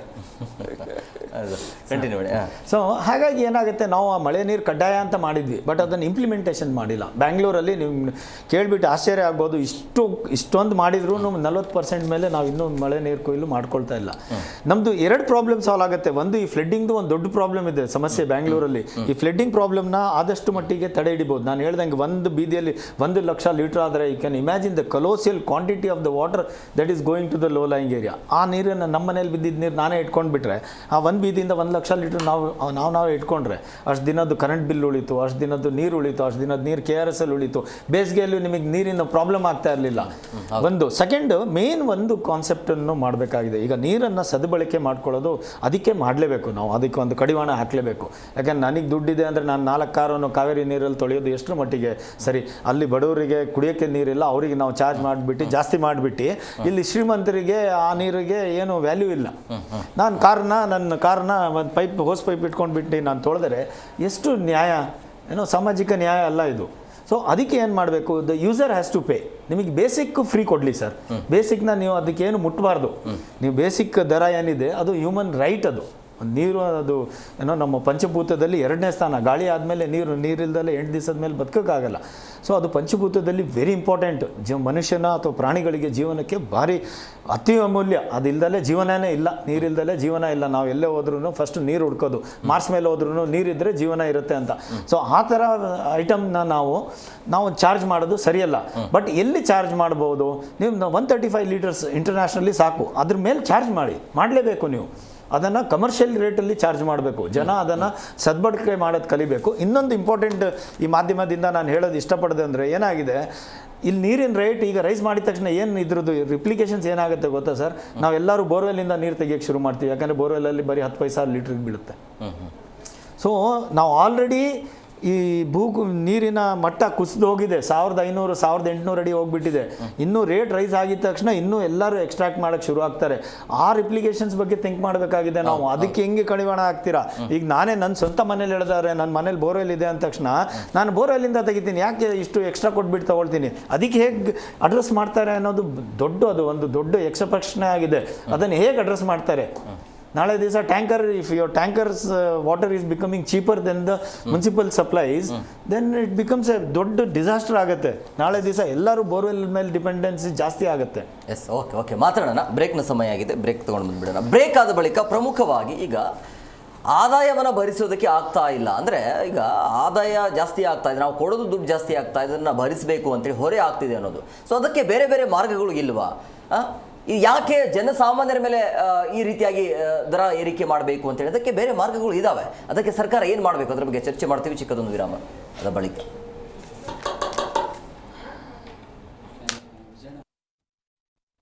ಜಯಸಿಂಹ ಸರ್, ಈಗ ಈ ಗ್ಯಾರಂಟಿಗೆ ದುಡ್ಡಿಲ್ಲ ಅಂತೇನು ಹೇಳ್ತಿದ್ರಲ್ಲ, ಸೊ ಆ ಆರೋಪಕ್ಕೆ ಈ ಒಂದು ರೇಟ್ ಇದೆಯಲ್ಲ ಅದಕ್ಕೆ ಸಾಬೀತು ಅಂತ ಅನ್ಸುತ್ತಾ? ಹೌದೌದು ಸರ್. ಇವರು 3 ಭಾಗ್ಯನ ಏನೋ ಮಾಡಿದಾರಲ್ಲ, ಅದ್ರ ಜೊತೆಗೆ ನೀರಿನ ಭಾಗ್ಯನ ಮಾಡಿದ್ರೆ ಜನಸಾಮಾನ್ಯರಿಗೆ ಭಾಳ ನೀರಿನ ಭಾಗ್ಯ ಕೊಟ್ಬಿಡೋದು ಭಾಗ್ಯ ಭಾಳ ಒಳ್ಳೆಯದಾಗುತ್ತೆ. ಜನಸಾಮಾನ್ಯರಿಗೆ ನೀರು ಭಾಳ ಅವಶ್ಯಕತೆ ಸರ್. ಇವ್ರು ಹೇಳ್ದಂಗೆ ನೀರು ಭಾಳ ದೊಡ್ಡ 8 ದಿವಸ ಬದುಕಲಿಲ್ಲ ಮನುಷ್ಯ ನೀರು ಇರೋದಕ್ಕೆ ಸಾಧ್ಯನೇ ಇಲ್ಲ. ಅಂತ ನೀರಿನ ಒಂದು ದೊಡ್ಡ ಒಂದು ಸಮಸ್ಯೆಯನ್ನು ಬಗೆಹರಿಸೋಕ್ಕೆ ಸರ್ಕಾರ ಒಂದು ಯೋಜನೆ ರೀತಿ ಮಾಡಬೇಕು. 1970 ಯಾವಾಗ ಬೆಂಗಳೂರು ವಾಟರ್ ಸಪ್ಲೈ ಆಯಿತೋ ಆಗಿಂದ ಅದೇ ಬಿಲ್ಡಿಂಗಲ್ಲಿದೆ, ಅದೇ ಅಧಿಕಾರ ವರ್ಗ, ಅದೇ ಅಧಿಕಾರ ಶ್ರೇಣಿಗಳೇ ಇದೆ. ಅದು ಬದಲಾವಣೆ ಇಲ್ಲ. ಈ ಮೈಸೂರಿಂದ ಬೆಂಗಳೂರು ಬರೋ ತನಕ ವಾಟರ್ ಸಪ್ಲೈ ಆಫೀಸ್ಗಳು ಎಲ್ಲೂ ಇಲ್ಲ. ಒಂದೇ ಆಫೀಸ್ ಇದೆ, ಒಬ್ಬರೇ ಅಧ್ಯಕ್ಷರು MD ಮಾಡಿ ಅದು ವಿಕೇಂದ್ರೀಕರಣ ಮಾಡಬೇಕು. ಆಮೇಲೆ ಇಂಥ ನೀರಾವರಿ ತಜ್ಞರನ್ನು, ಹೋರಾಟಗಾರಗಳನ್ನು ಒಂದು ಸಮಿತಿ ಮಾಡಿ ಇವರ ಯೋಜನೆಗಳನ್ನು ಕಾರ್ಯರೂಪಕ್ಕೆ ತರುವಂಥ ಒಂದು ಒಳ್ಳೆಯ ಯೋಜನೆ ಸರ್ಕಾರ ಮಾಡಬೇಕು. ಆದರೆ ಅಧಿಕಾರಿಗಳು ಮಾತೇ ಭಾಳ ದೊಡ್ಡ ಪ್ರಮಾಣದಲ್ಲಿ ತೊಗೊಂಡಿರೋದ್ರಿಂದ ಸರ್ಕಾರ ಈ ಜನಸಾಮಾನ್ಯರಿಗೆ ದೊಡ್ಡ ಹೊರೆ ಅಂತಲೇ ಅನಿಸ್ತಾ ಇದೆ. ಯಾಕೆ ಜನಸಾಮಾನ್ಯರು ಯಾಕೆ ಟಾರ್ಗೆಟ್ ಈ ಸರ್ಕಾರಕ್ಕೆ ಅಂತ? ಜನಸಾಮಾನ್ಯರಂದರೆ ದುಡ್ಡು ಬರೋದು ಜನಸಾಮಾನ್ಯರಿಂದಲೇ. ದೊಡ್ಡ ಇಂಡಸ್ಟ್ರಿಗಳಿಗೆಲ್ಲ ಮಾಡಿದ್ರೆ ಅವರೆಲ್ಲ ಕೋರ್ಟ್ಗೆ ಹೋಗ್ತಾರೆ, ಸ್ಟೇ ತರ್ತಾರೆ, ನೀರಿನ ಬಳಸಬೇಡಿ ಇಷ್ಟೇ ಪ್ರಮಾಣದಲ್ಲಿ ಅಂತ. ಈ ಜನಸಾಮಾನ್ಯರೆಲ್ಲ ಹೋಗೋದಕ್ಕೆ ಸಾಧ್ಯ ಇಲ್ಲ, ಕೊಟ್ಟೇ ಕೊಡ್ತಾರೆ ಅನ್ನೋದು ಸರ್ಕಾರಕ್ಕೆ ಗೊತ್ತಿದೆ. ಅದನ್ನೇ ಇವರು ಟಾರ್ಗೆಟ್ ಮಾಡಿರ್ತಾರೆ ಅಂತ. ಪ್ರಸನ್ನ ಸರ್, ಈಗ ಏನೇ ರೇಟ್ ಜಾಸ್ತಿ ಮಾಡಿದ್ರು ಕೂಡ ಅದಕ್ಕೆ ಹೊರೆ ಆಗೋದು ಶ್ರೀಮಂತರಿಗೆ ಅಲ್ಲ ಅನ್ನೋದು ಸ್ಪಷ್ಟವಾಗಿ ಗೊತ್ತಾಗ್ತಾ ಇದೆ. ಕಾಂಗ್ರೆಸ್ ಹೇಳ್ತಾ ಇರುವಂಥದ್ದು ನಾವು ಬಡವರ ಪರವಾಗಿರ್ತೀವಿ ಪರವಾಗಿರ್ತೀವಿ ಅಂತ ಹೇಳ್ತಿರಲ್ಲ, ಬಡವರಿಗೇನೆ ಇದು ಹೊರೆ ಆಗ್ತಾ ಇರೋದು. ಅದಕ್ಕೆ ಮತ್ತೊಂದು ಗಾದೆ ಇದೆ, ಯಾರೇ ಏನೇ ಮಾಡಿದ್ರು ಆಶ್ವಾಸನೆ ಕೊಡೋರೆ ಜಾಸ್ತಿ ಅಂತೆ. ವಿಧಾನಸೌಧದಲ್ಲಿ ಕುತ್ಕೊಂಡಲ್ಲ ಆಶ್ವಾಸನೆ ಕೊಟ್ಟೆ ತಾನೆ ಇಲ್ಲಿವರೆಗೆ ಆಗೋದು. ಅದು ಬಿಟ್ಟು ಬೇರೆ ಏನಾದ್ರು ಆಗುತ್ತಾ? ಚಾನ್ಸಸ್ ಇಲ್ಲ. ಓಕೆ, ಬಟ್ ಈಗ ನಾವು ಅವ್ರನ್ನ ಎಷ್ಟು ಇದು ಮಾಡಿದ್ರು ಅವ್ರದ್ದು ಹಣೆ ಬರೋ ಅಷ್ಟೇ ಅಂದ್ಕೊಂಡು ಮುಂದೆ ನಾವೊಂದು ಜನಸಾಮಾನ್ಯರಾದಂಥವ್ರು ಏನು ಮಾಡ್ಬೇಕಂತಂದರೆ, ನೀವು ಭಾಳ ಅಬ್ಸರ್ವ್ ಮಾಡ್ತಾಯಿರ್ರಿ, ಬ್ರಷ್ ಮಾಡ್ತಾರೆ ಅಂತ ತಿಳ್ಕೊಳ್ಳಿ, ಟ್ಯಾಪ್ ಆನ್ ಇರುತ್ತೆ, ಬ್ರಷ್ ಮಾಡ್ತಾ ಇರ್ತಾರೆ. ಸ್ವಲ್ಪ ಕಾಮನ್ ಸೆನ್ಸು, ಇಲ್ಲ ನಾನು ಟ್ಯಾಪ್ ಆಫ್ ಮಾಡಿ ಬ್ರಷ್ ಮಾಡಬೇಕು, ಶೇವ್ ಮಾಡಿದ್ರು ಅಂತ ತಿಳ್ಕೊಂಡ್ರು ಅದು ಟ್ಯಾಪ್ ಆನ್ ಇರುತ್ತೆ. ಓಕೆ, ಬರ್ತಾ ಏನು ಮಾಡಬೇಕಾಗುತ್ತೆ ಅಂದರೆ ನಮ್ಮಲ್ಲಿ ನಾವೇ ಓತು ತಗೋಬೇಕಾಗುತ್ತೆ. ಏನಪ್ಪ ಓತು ಅಂದರೆ, ನಾನು ಜಸ್ಟ್ 10 ಮಗ್ ನೀರಲ್ಲಿ ಸ್ನಾನ ಮಾಡ್ತೀನಿ. ಮಾಡ್ಬೋದು ಸರ್, 100% ಮಾಡ್ಬೋದು, ಅಂಥದ್ದೇನು ತೊಂದರೆ ಇಲ್ಲ. ಓಕೆ, ಈಗ ನಾನು ಇನ್ನೂ ಕೆಲವರು ವಿಜಯ ಸರ್ ಹೇಳ್ದಂಗೆ ಒಂದು ಶಾವರ್ ಬಿಟ್ಕೊಂಡ್ರು ಅಂದರೆ ಮುಗೀತು ಅವ್ರದ್ದು ಪ್ರಪಂಚನೇ ಆ ಶಾವರ್ ಕೆಳಗಡೆ ಹಾಡು ಹೇಳ್ಕೊಂಡು ಇನ್ನೊಂದು ಮಾಡ್ಕೊಂಡು. ಇದನ್ನೆಲ್ಲ ಕಡಿಮೆ ಮಾಡ್ಕೊತ ಬರಬೇಕಾಗುತ್ತೆ ಸರ್. ಓಕೆ, ಮಕ್ಕಳಿಗೆ ಕೂಡ ಫಸ್ಟ್ ಸ್ಕೂಲಿಂದ ಸ್ಟಾರ್ಟ್ ಮಾಡಬೇಕಾಗುತ್ತೆ. ನೀರಿನ ಸರ್ ಎಲ್ಲದ್ರ ಬಗ್ಗೆ ಇದೆ. ಒಂದು ನೀರು ಹೆಂಗೆ ಉತ್ಪತ್ತಿ ಆಗುತ್ತೆ, ಅದನ್ನ ಹೆಂಗೆ ಶೇಖರಣೆ ಮಾಡ್ಬೇಕು ಅನ್ನೋದ್ರ ಬಗ್ಗೆ ಅಟ್ಲೀಸ್ಟ್ ವರ್ಷದಲ್ಲಿ ಅವ್ರಿಗೊಂದು 10-10 ಅವರ್ಸ್ ಮಕ್ಕಳಿಗೆ ಈಗಲಿಂದನೇ ಸಿಲೆಬಸ್ ಮಾಡ್ಕೊತ ಬರಲಿ. ಓಕೆ, ಏನು ಯಾವ ರೀತಿ ನಾವು ಉಳಿಸ್ಬೋದು, ಯಾವ ರೀತಿ ನಾವು ಇದನ್ನು ಪ್ರತಿಯೊಂದು ಸಂದರ್ಭದಲ್ಲಿ ಕೂಡ, ಎಕ್ಸ್ಪೆಷಲಿ ಮಳೆಗಾಲದ ಸಂದರ್ಭ ಅಂತೂ ಅದರಂಥ ಒಳ್ಳೇದು ಯಾವುದಿಲ್ಲ ನೀರಿನ ಇದನ್ನು ಉಳಿಸೋದು. ಎಲ್ಲ ಆಫೀಸ್ ಆವಾಗ ಏನು ಮಕ್ಕಳು ಎಜುಕೇಷನ್ ಲೆವೆಲಲ್ಲಿ ಒಂದು ಫಸ್ಟ್ ಸ್ಟ್ಯಾಂಡರ್ಡಿಂದ 10ನೇ ಕ್ಲಾಸ್ವರೆಗೆ ನಾವು ಅದ್ರ ಬಗ್ಗೆ ಹೇಳ್ಕೊಂತ ಬಂದಾಗ ಮಕ್ಕಳು ಯೋಚನೆ ಮಾಡ್ತವೆ. ಓಕೆ, ಯಾಕಂದರೆ ಈಗ ಇಂದಿನ ಮಕ್ಕಳೇ ಮುಂದಿನ ಪ್ರಜೆಗಳಂತ ಒಂದು ದೊಡ್ಡ ಇದೆ. ಓಕೆ, ಅವರಿಗೆ ಈ ಮಟ್ಟದಲ್ಲಿ ತಲೆಯಲ್ಲಿ ಎಷ್ಟು ತುಂಬಿಸ್ತಿರೋ ಅಷ್ಟು ಒಳ್ಳೇದಾಗ್ತಾ ಹೋಗುತ್ತೆ. ಆ ಒಂದು ಕಾರ್ಯನ ನಾವು ಫಸ್ಟ್ ಸಿಲೆಬಸ್ಸಲ್ಲಿ 10 hours ಮಕ್ಕಳಿಗೆ ಮಾಡಬೇಕಾಗಿದೆ. That is a main thing. Second thing, ನಾನು ಆಗ್ಲಿಂದ ಮಳೆ ಕೊಯ್ಲು ಅಂತ ಹೇಳ್ತಾ ಬರ್ತಿದ್ದೀನಿ. ಓಕೆ, ಇವರೆಲ್ಲ ನಮ್ಮ ಈಗ ಮೇನ್ BWSSBಗೆ ಮಿನಿಸ್ಟ್ರ್ ಇದ್ದಂಥವ್ರ ಮನೆಯಲ್ಲೇ ಮಳೆ ಕೊಯ್ಲು ಐತಿಲ್ಲ ಗೊತ್ತಿಲ್ಲ, ಅವ್ರ ರಿಲೇಷನ್ ಮನೆಗಳಿಗೆ ಐತಿಲ್ಲ ಗೊತ್ತಿಲ್ಲ. ಫಸ್ಟ್ ಅಲ್ಲಿಂದ ಸ್ಟಾರ್ಟ್ ಮಾಡಿ. ಚಾರಿಟಿ ಬಿಗಿನ್ಸ್ ಫ್ರಮ್ ಹೋಮ್ ಅಂತೆ. ಅಲ್ಲಿಂದ ಏನಾದರೂ ಸ್ಟಾರ್ಟ್ ಮಾಡ್ಕೊತ ಬಂದಿದ್ದ ಪಕ್ಷದಲ್ಲಿ ನಾವು ಏನೆಲ್ಲ ಸಾಧನೆ ಮಾಡ್ಬೋದು ಸರ್. ಓಕೆ, ಇಷ್ಟೆಲ್ಲ ಟೆನ್ಷನ್ ತಗೊಳ್ಳೋ ನೆಸಿಟಿ ಅಂತೂ ನಿಜವಾಗ್ಲಿಲ್ಲ ಸರ್. ನಾನು ಇವತ್ತಿಗೂ 100% ಬರೆದು ಕೊಡ್ತೀನಿ. ಪ್ರತಿಯೊಂದು ಆಫೀಸಸ್ಸಲ್ಲೂ ಈಗ ಆಲ್ರೆಡಿ ಇರೋ ಪ್ರತಿಯೊಂದು ಮನೆಗಳಲ್ಲೂ ನಮ್ಮ ವಿಜಯರಾಜ್ ಅಂತರದ ಎಂದರೆ ಹೇಳಿ ಇವನ್ನೆಲ್ಲ ತೊಗೊತ ಹೋದ್ವಿ ಅಂದರೆ ಅವರಲ್ಲಿರೋ ನಾಲೆಡ್ಜ್ ಹೆಂಗಿದೆ ಅಂದರೆ ಈಗ ಆಲ್ರೆಡಿ ಈಗ ಅವ್ರು ಎಷ್ಟು ನಿಮಗೆ ಟೆಕ್ನಿಕಲಾಗಿ ಹೇಳಿದ್ರು ನೋಡ್ರಿ, ಬರೀ 2 ಲೈನಲ್ಲಿಂದ 1 ಲಕ್ಷ ಲೀಟ್ರ್ ನಾವು ಉಳಿಸ್ಬೋದು 2.5 mm ಬಿತ್ತು ಅಂದರೆ ಯೋಚನೆ ಮಾಡಿ ಎಷ್ಟು ಉಳಿಸ್ಬೋದು ನಾವು ಅದನ್ನು. ಓಕೆ, ಈ ಉಳಿತಾಯದ ಬಗ್ಗೆ ಯೋಚನೆ ಮಾಡಿದಾಗ ನೀವು ಯಾವ ಕಾರಣಕ್ಕೂ ನೀರಿನ ರೇಟ್ ಏರ್ಸೋಕ್ಕೆ ಚಾನ್ಸಸ್ಸೇ ಇಲ್ಲ. ನೆಕ್ಸ್ಟ್ ಸೋಲಾರು, ಇವೆರಡನ್ನೂ ಮಾಡ್ಕೊಂಬನ್ನಿ ಅಂತ ನಮ್ಮ ಮನಸ್ಸಿಗೆ ಸರ್. ಸರ್, ಈಗ ಒಂದು ಪ್ರಶ್ನೆ ಏನು ಅಂತಂದರೆ, ಈ ಬಾರಿ ನೀರಿನೇನು ಕೊರತೆ ಇಲ್ಲ. ಆಗಲೇ ಹೇಳಿದಾಗ ನೀರು ಏನು ಸಮಸ್ಯೆ ಇಲ್ಲ ಸರ್. ಈ ಬಾರಿ ನೀರೆಲ್ಲವೂ ಕೂಡ ಚೆನ್ನಾಗಿದೆ. ಈಗಲೂ ಕೂಡ ನೀರು ಬರ್ತಾ ಇದೆ, ಮಳೆ ಬರ್ತಾ ಇದೆ. ಈ ಮಳೆ ಜಾಸ್ತಿ ಇದ್ದರೂ ಕೂಡ ಯಾಕೆ ನೀವು ದರ ಏರಿಕೆ ಮಾಡ್ತೀರಿ ಅಂತ ಕಂಟ್ರೋಲ್ ಇತ್ತು. ನೀರಿಲ್ಲ ಅಂತ ಹೇಳಿದಾಗ ಅದನ್ನು ಹೆಚ್ಚಾಗಿ ಅನಾವಶ್ಯಕವಾಗಿ ಅದನ್ನು ಬಳಕೆ ಮಾಡ್ತಾರೆ, ಅನಿವಾರ್ಯವಾಗಿ ಮಾಡಲೇಬೇಕು ಅಂದಾಗ ಅದಕ್ಕೊಂದು ಅರ್ಥ ಇರುತ್ತೆ. ಎಲ್ಲ ವ್ಯವಸ್ಥೆ ಇರಬೇಕಾದ್ರೆ ಯಾಕೆ ಈ ಮಧ್ಯದಲ್ಲಿ? ಹಾಂ ಸರ್, ಒಂದು ನಾನು ಹೇಳಿದಾಗೆ ಏನಾಗಿದೆ, ಒಂದು ಅನಿವಾರ್ಯತೆ ಯಾಕೆ ಬಂದಿದೆ ಅಂದರೆ, ಒಂದು ಹೆಲ್ದಿ BWSSBಗೆ ಇವತ್ತು ಒಂದು ಮುಂದಿನ, ಈಗ ನೀವು ಹಳೆ ಬ್ಯಾಂಗ್ಳೂರು ನೋಡ್ಕೋಬೋದು, ಯಾವುದು ನಿಮ್ಮ BVK ಅಯ್ಯಂಗಾರ್ ರೋಡ್ ಆಗ್ಬೋದು, ಅಥವಾ ನಿಮ್ಮ ಬಳೆಪೇಟ್ ಆಗ್ಬೋದು, ಕಾಟನ್ ಪೇಟ್ ಆಗ್ಬೋದು, ಅಲ್ಲೆಲ್ಲ ತುಂಬ ಓಲ್ಡ್ ಪೈಪ್ಲೈನ್ಸ್ ಇದೆ. ಈಗ ನಾನು ವಾಟರ್ ಲಾಸ್ ಬಗ್ಗೆ ಮಾತಾಡ್ತಾ ಇದ್ದೆ. ಈಗ ನಿಮಗೆ ರೆವೆನ್ಯೂ ಲಾಸ್ ಆಗ್ತಾ ಇರೋದು ಅಲ್ಲೇ ಆಗ್ತಾ ಇದೆ. 30%, ಅಂದರೆ ನಿಮ್ಗೆ ₹1 30% ಅಷ್ಟು ರೆವೆನ್ಯೂ ಲಾಸು ಅನ್ಅಕೌಂಟೆಡ್ ವಾಟ್ರಿಂದ ಆಗ್ತಾ ಇದೆ. ಅದನ್ನು ಕಡಿಮೆ ಮಾಡಿದ ತಕ್ಷಣ ಇಲ್ಲಿ ರೆವೆನ್ಯೂ ಜಾಸ್ತಿ ಆಗುತ್ತೆ ಆಟೋಮೆಟಿಕಲಿ. ಒಂದು ಸೆಕೆಂಡ್ ಏನಾಗುತ್ತೆ ಅಂದರೆ, ಅದನ್ನು ಮಾಡೋದಕ್ಕೇನು ಸಿಕ್ಕಾಪಟ್ಟೆ ದುಡ್ಡು ಬೇಕು. ಸೊ ಅದನ್ನು ಯಾವುದೇ ಇವತ್ತು ನಾವು ಇಂಟರ್ನ್ಯಾಷನಲ್ ಹತ್ರ ಹೋಗ್ಬಿಟ್ಟು ಸಾಲ ಕೇಳೋಕೆ ಹೋದ್ರೂ ನಿಮ್ಮದು ಬ್ಯಾಲೆನ್ಸ್ ಶೀಟ್ ಸರಿ ಇಲ್ಲ ಅಂದರೆ ಗೌರ್ಮೆಂಟ್ ಆರ್ಗನೈಸೇಷನ್ ಆದರೂ ದುಡ್ಡು ಕೊಡಲ್ಲ. ಇವನ್ ಸೆಂಟ್ರಲ್ಲೂ ಕೊಡ್ತಾ ಇಲ್ಲ, ಸ್ಟೇಟ್ ಇಂಟರ್ನ್ಯಾಷನಲ್ ಯಾವುದು ವರ್ಲ್ಡ್ ಬ್ಯಾಂಕುಗಳು ಕೊಡಲ್ಲ.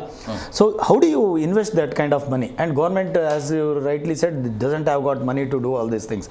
ಬಟ್ ನೀವು ಮುಂದೆ ಎಲ್ಲರಿಗೂ ನೀರು ಕೊಡಲೇಬೇಕು. ಈ ಪೋಲ್ ಆಗ್ತಾ ಇರೋದನ್ನ ಕಡಿಮೆ ಮಾಡಬೇಕು. ಒಂದು ಸೆಕೆಂಡು, ಈಗ BWSSB has come out with lot of initiatives where to reduce water. ಹೇಗೆ ಅಂದರೆ, ಅದರಲ್ಲಿ ಏನು ಮಾಡಬೇಕಾಗಿದೆ ಅಂದರೆ, ನೀವು ಕನ್ಸ್ಟ್ರಕ್ಷನ್ ಆಗೋ ಬಿಲ್ಡಿಂಗ್ ಇದೆಯಲ್ಲ, ಅದಕ್ಕೆ 100% ನಿಮ್ಮದು ರೀಸೈಕಲ್ಡ್ ವಾಟರ್, ಅಂದರೆ ನಿಮ್ಮದು ಟ್ರೀಟೆಡ್ ವಾಟರ್ ಯೂಸ್ ಮಾಡಬೇಕು ಅಂತ ಕಂಪಲ್ಸರಿ ಮಾಡಬೇಕು. ಇವ್ರ ಹತ್ರ 700 mld ನೀರು ಟ್ರೀಟೆಡ್ ವಾಟರ್ ಇದೆ. ಬ್ಯಾಂಗ್ಳೂರು BWSSB ಹತ್ರ 700 mld ನೀರು ಟ್ರೀಟೆಡ್ ವಾಟರ್ ಇದೆ. ಅದನ್ನೆಲ್ಲ ನಾವು ಕೋಲಾರ್ಗೆ ಕೆರೆಗಳನ್ನು ತುಂಬಿಸ್ತಾ ಇದ್ದೀವಿ. ಆ ಕೆರೆಗಳು ತುಂಬಿದ ಮೇಲೆ ಏನು ಮಾಡಬೇಕು? ಬ್ಯಾಂಗ್ಳೂರಲ್ಲಿ ಆಗ್ತಾ ಇರೋ ಕನ್ಸ್ಟ್ರಕ್ಷನ್ಗೆ ನೀವು ನೀರು ಬೋರ್ವೆಲ್ಲಲ್ಲಿ ತೆಗಿಯಂಗೆ ಇಲ್ಲ. ನೀವು ಕನ್ಸ್ಟ್ರಕ್ಷನ್ ನಿಮಗೆ ಏನು ಬೇಕು ನೀರು, ಅದನ್ನು ದುಡ್ಡು ಕೊಟ್ಬಿಟ್ಟು ನಮ್ಮ ಹತ್ರನೇ ತೊಗೋಬೇಕು ಅಂತ ಕಡಿವಾಣ ಮಾಡಿದರೆ ಇವ್ರ ರೆವೆನ್ಯೂ ಇಲ್ಲಿ ಇನ್ಕ್ರೀಸ್ ಆಗುತ್ತೆ. ಇವ್ರು STPಯಲ್ಲಿ ಟ್ರೀಟ್ ಮಾಡಿರೋ ಸ್ಲಡ್ಜ್ನ ಕ್ಲೀನಾಗಿ ಮೆನ್ಯೂರ್ ಮಾಡಿಬಿಟ್ಟು ಮಾರಿದರೆ ಬೇಕಾದಷ್ಟು. ಯಾಕಂದರೆ ಡೈಲಿ 700 mld ನೀರು ಟ್ರೀಟ್ ಮಾಡಿಬಿಟ್ಟು ಬರ್ತಾ ಇರೋ sludge becomes huge manure cost. So ಅದನ್ನು ಅಕೌಂಟಬಿಲಿಟಿ ತೊಗೊಂಡಿದ್ದಾರೆ. It's a wonderful manure.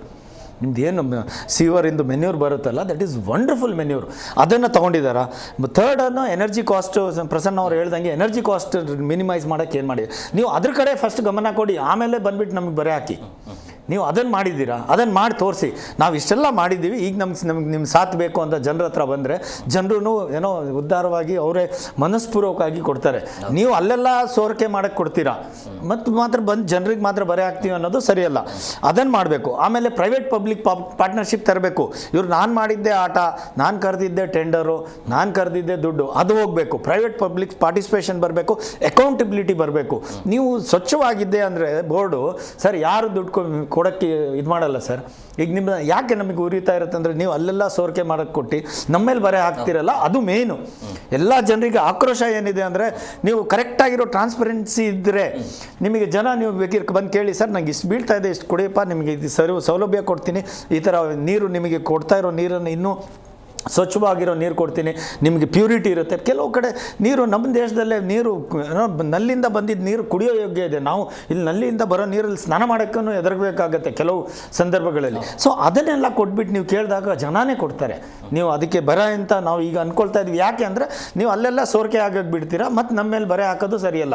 ಇದೆಲ್ಲ ಮಾಡಬೇಕು ನೀವು. ಈ ಪ್ರೈವೇಟ್ ಪಬ್ಲಿಕ್ ಪಾರ್ಟಿಸಿಪೇಷನ್ ತನ್ನಿ, ಟ್ರಾನ್ಸ್ಪರೆನ್ಸಿ ತನ್ನಿ, ಇವು bring the best of the best. ಇದು ಆಮೇಲೆ ಒಂದು ಪಾರ್ಟ್ನರ್ಶಿಪ್ಪಲ್ಲಿ ಇದು ಮಾಡ್ಕೊಂಡ್ಬಿಟ್ಟು ತಜ್ಞರನ್ನು ತಂದುಬಿಟ್ಟು ಇದು ಮಾಡಿದರೆ ಅನ್ಅಕೌಂಟೆಡ್ ವಾಟರ್ನ ಕಡಿಮೆ ಮಾಡೋದಕ್ಕೆ ಸಾಧ್ಯ ಇದೆ. ಸಿಂಗಾಪುರಲ್ಲಿ ಮಾಡ್ಬೋದು ಅಂದರೆ ಸಿಂಗಾಪುರ್ ಇಷ್ಟೇ ಚಿಕ್ಕ ದೇಶ. ಇಡೀ ವಿಶ್ವಕ್ಕೆ ನಾವು ಟೆಕ್ನಾಲಜಿನ ಇವತ್ತು ಕೊಡೋವಂಥ ನಮ್ಮಲ್ಲಿ ಸಾಮರ್ಥ್ಯ ಇರಬೇಕಾದ್ರೆ ಒಂದು 30% ಪೋಲ್ ಆಗೋದು ಅಂದರೆ ಹುಡುಗಾಟನ ಸರ್. 1000 MLD ನೀರು ಬಂದರೆ 300 MLD ನೀರಿಗೆ ದುಡ್ಡೇ ಇಲ್ಲ.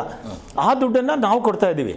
ಇದು ನಮಗೆ ಬರೆ ಯಾವುದು ಈ 300 MLD ಯಾರು ಅನ್ಅಕೌಂಟೆಡ್ ವಾಟರ್ ಇದೆ, ಎಷ್ಟು ಜನ ನಲ್ಲಿ ಸುಮ್ಮನೆ ಹಾಕ್ಕೊಂಡ್ಬಿಟ್ಟಿದ್ದಾರೆ, ಅದನ್ನು ಚೆಕ್ ಮಾಡಿ.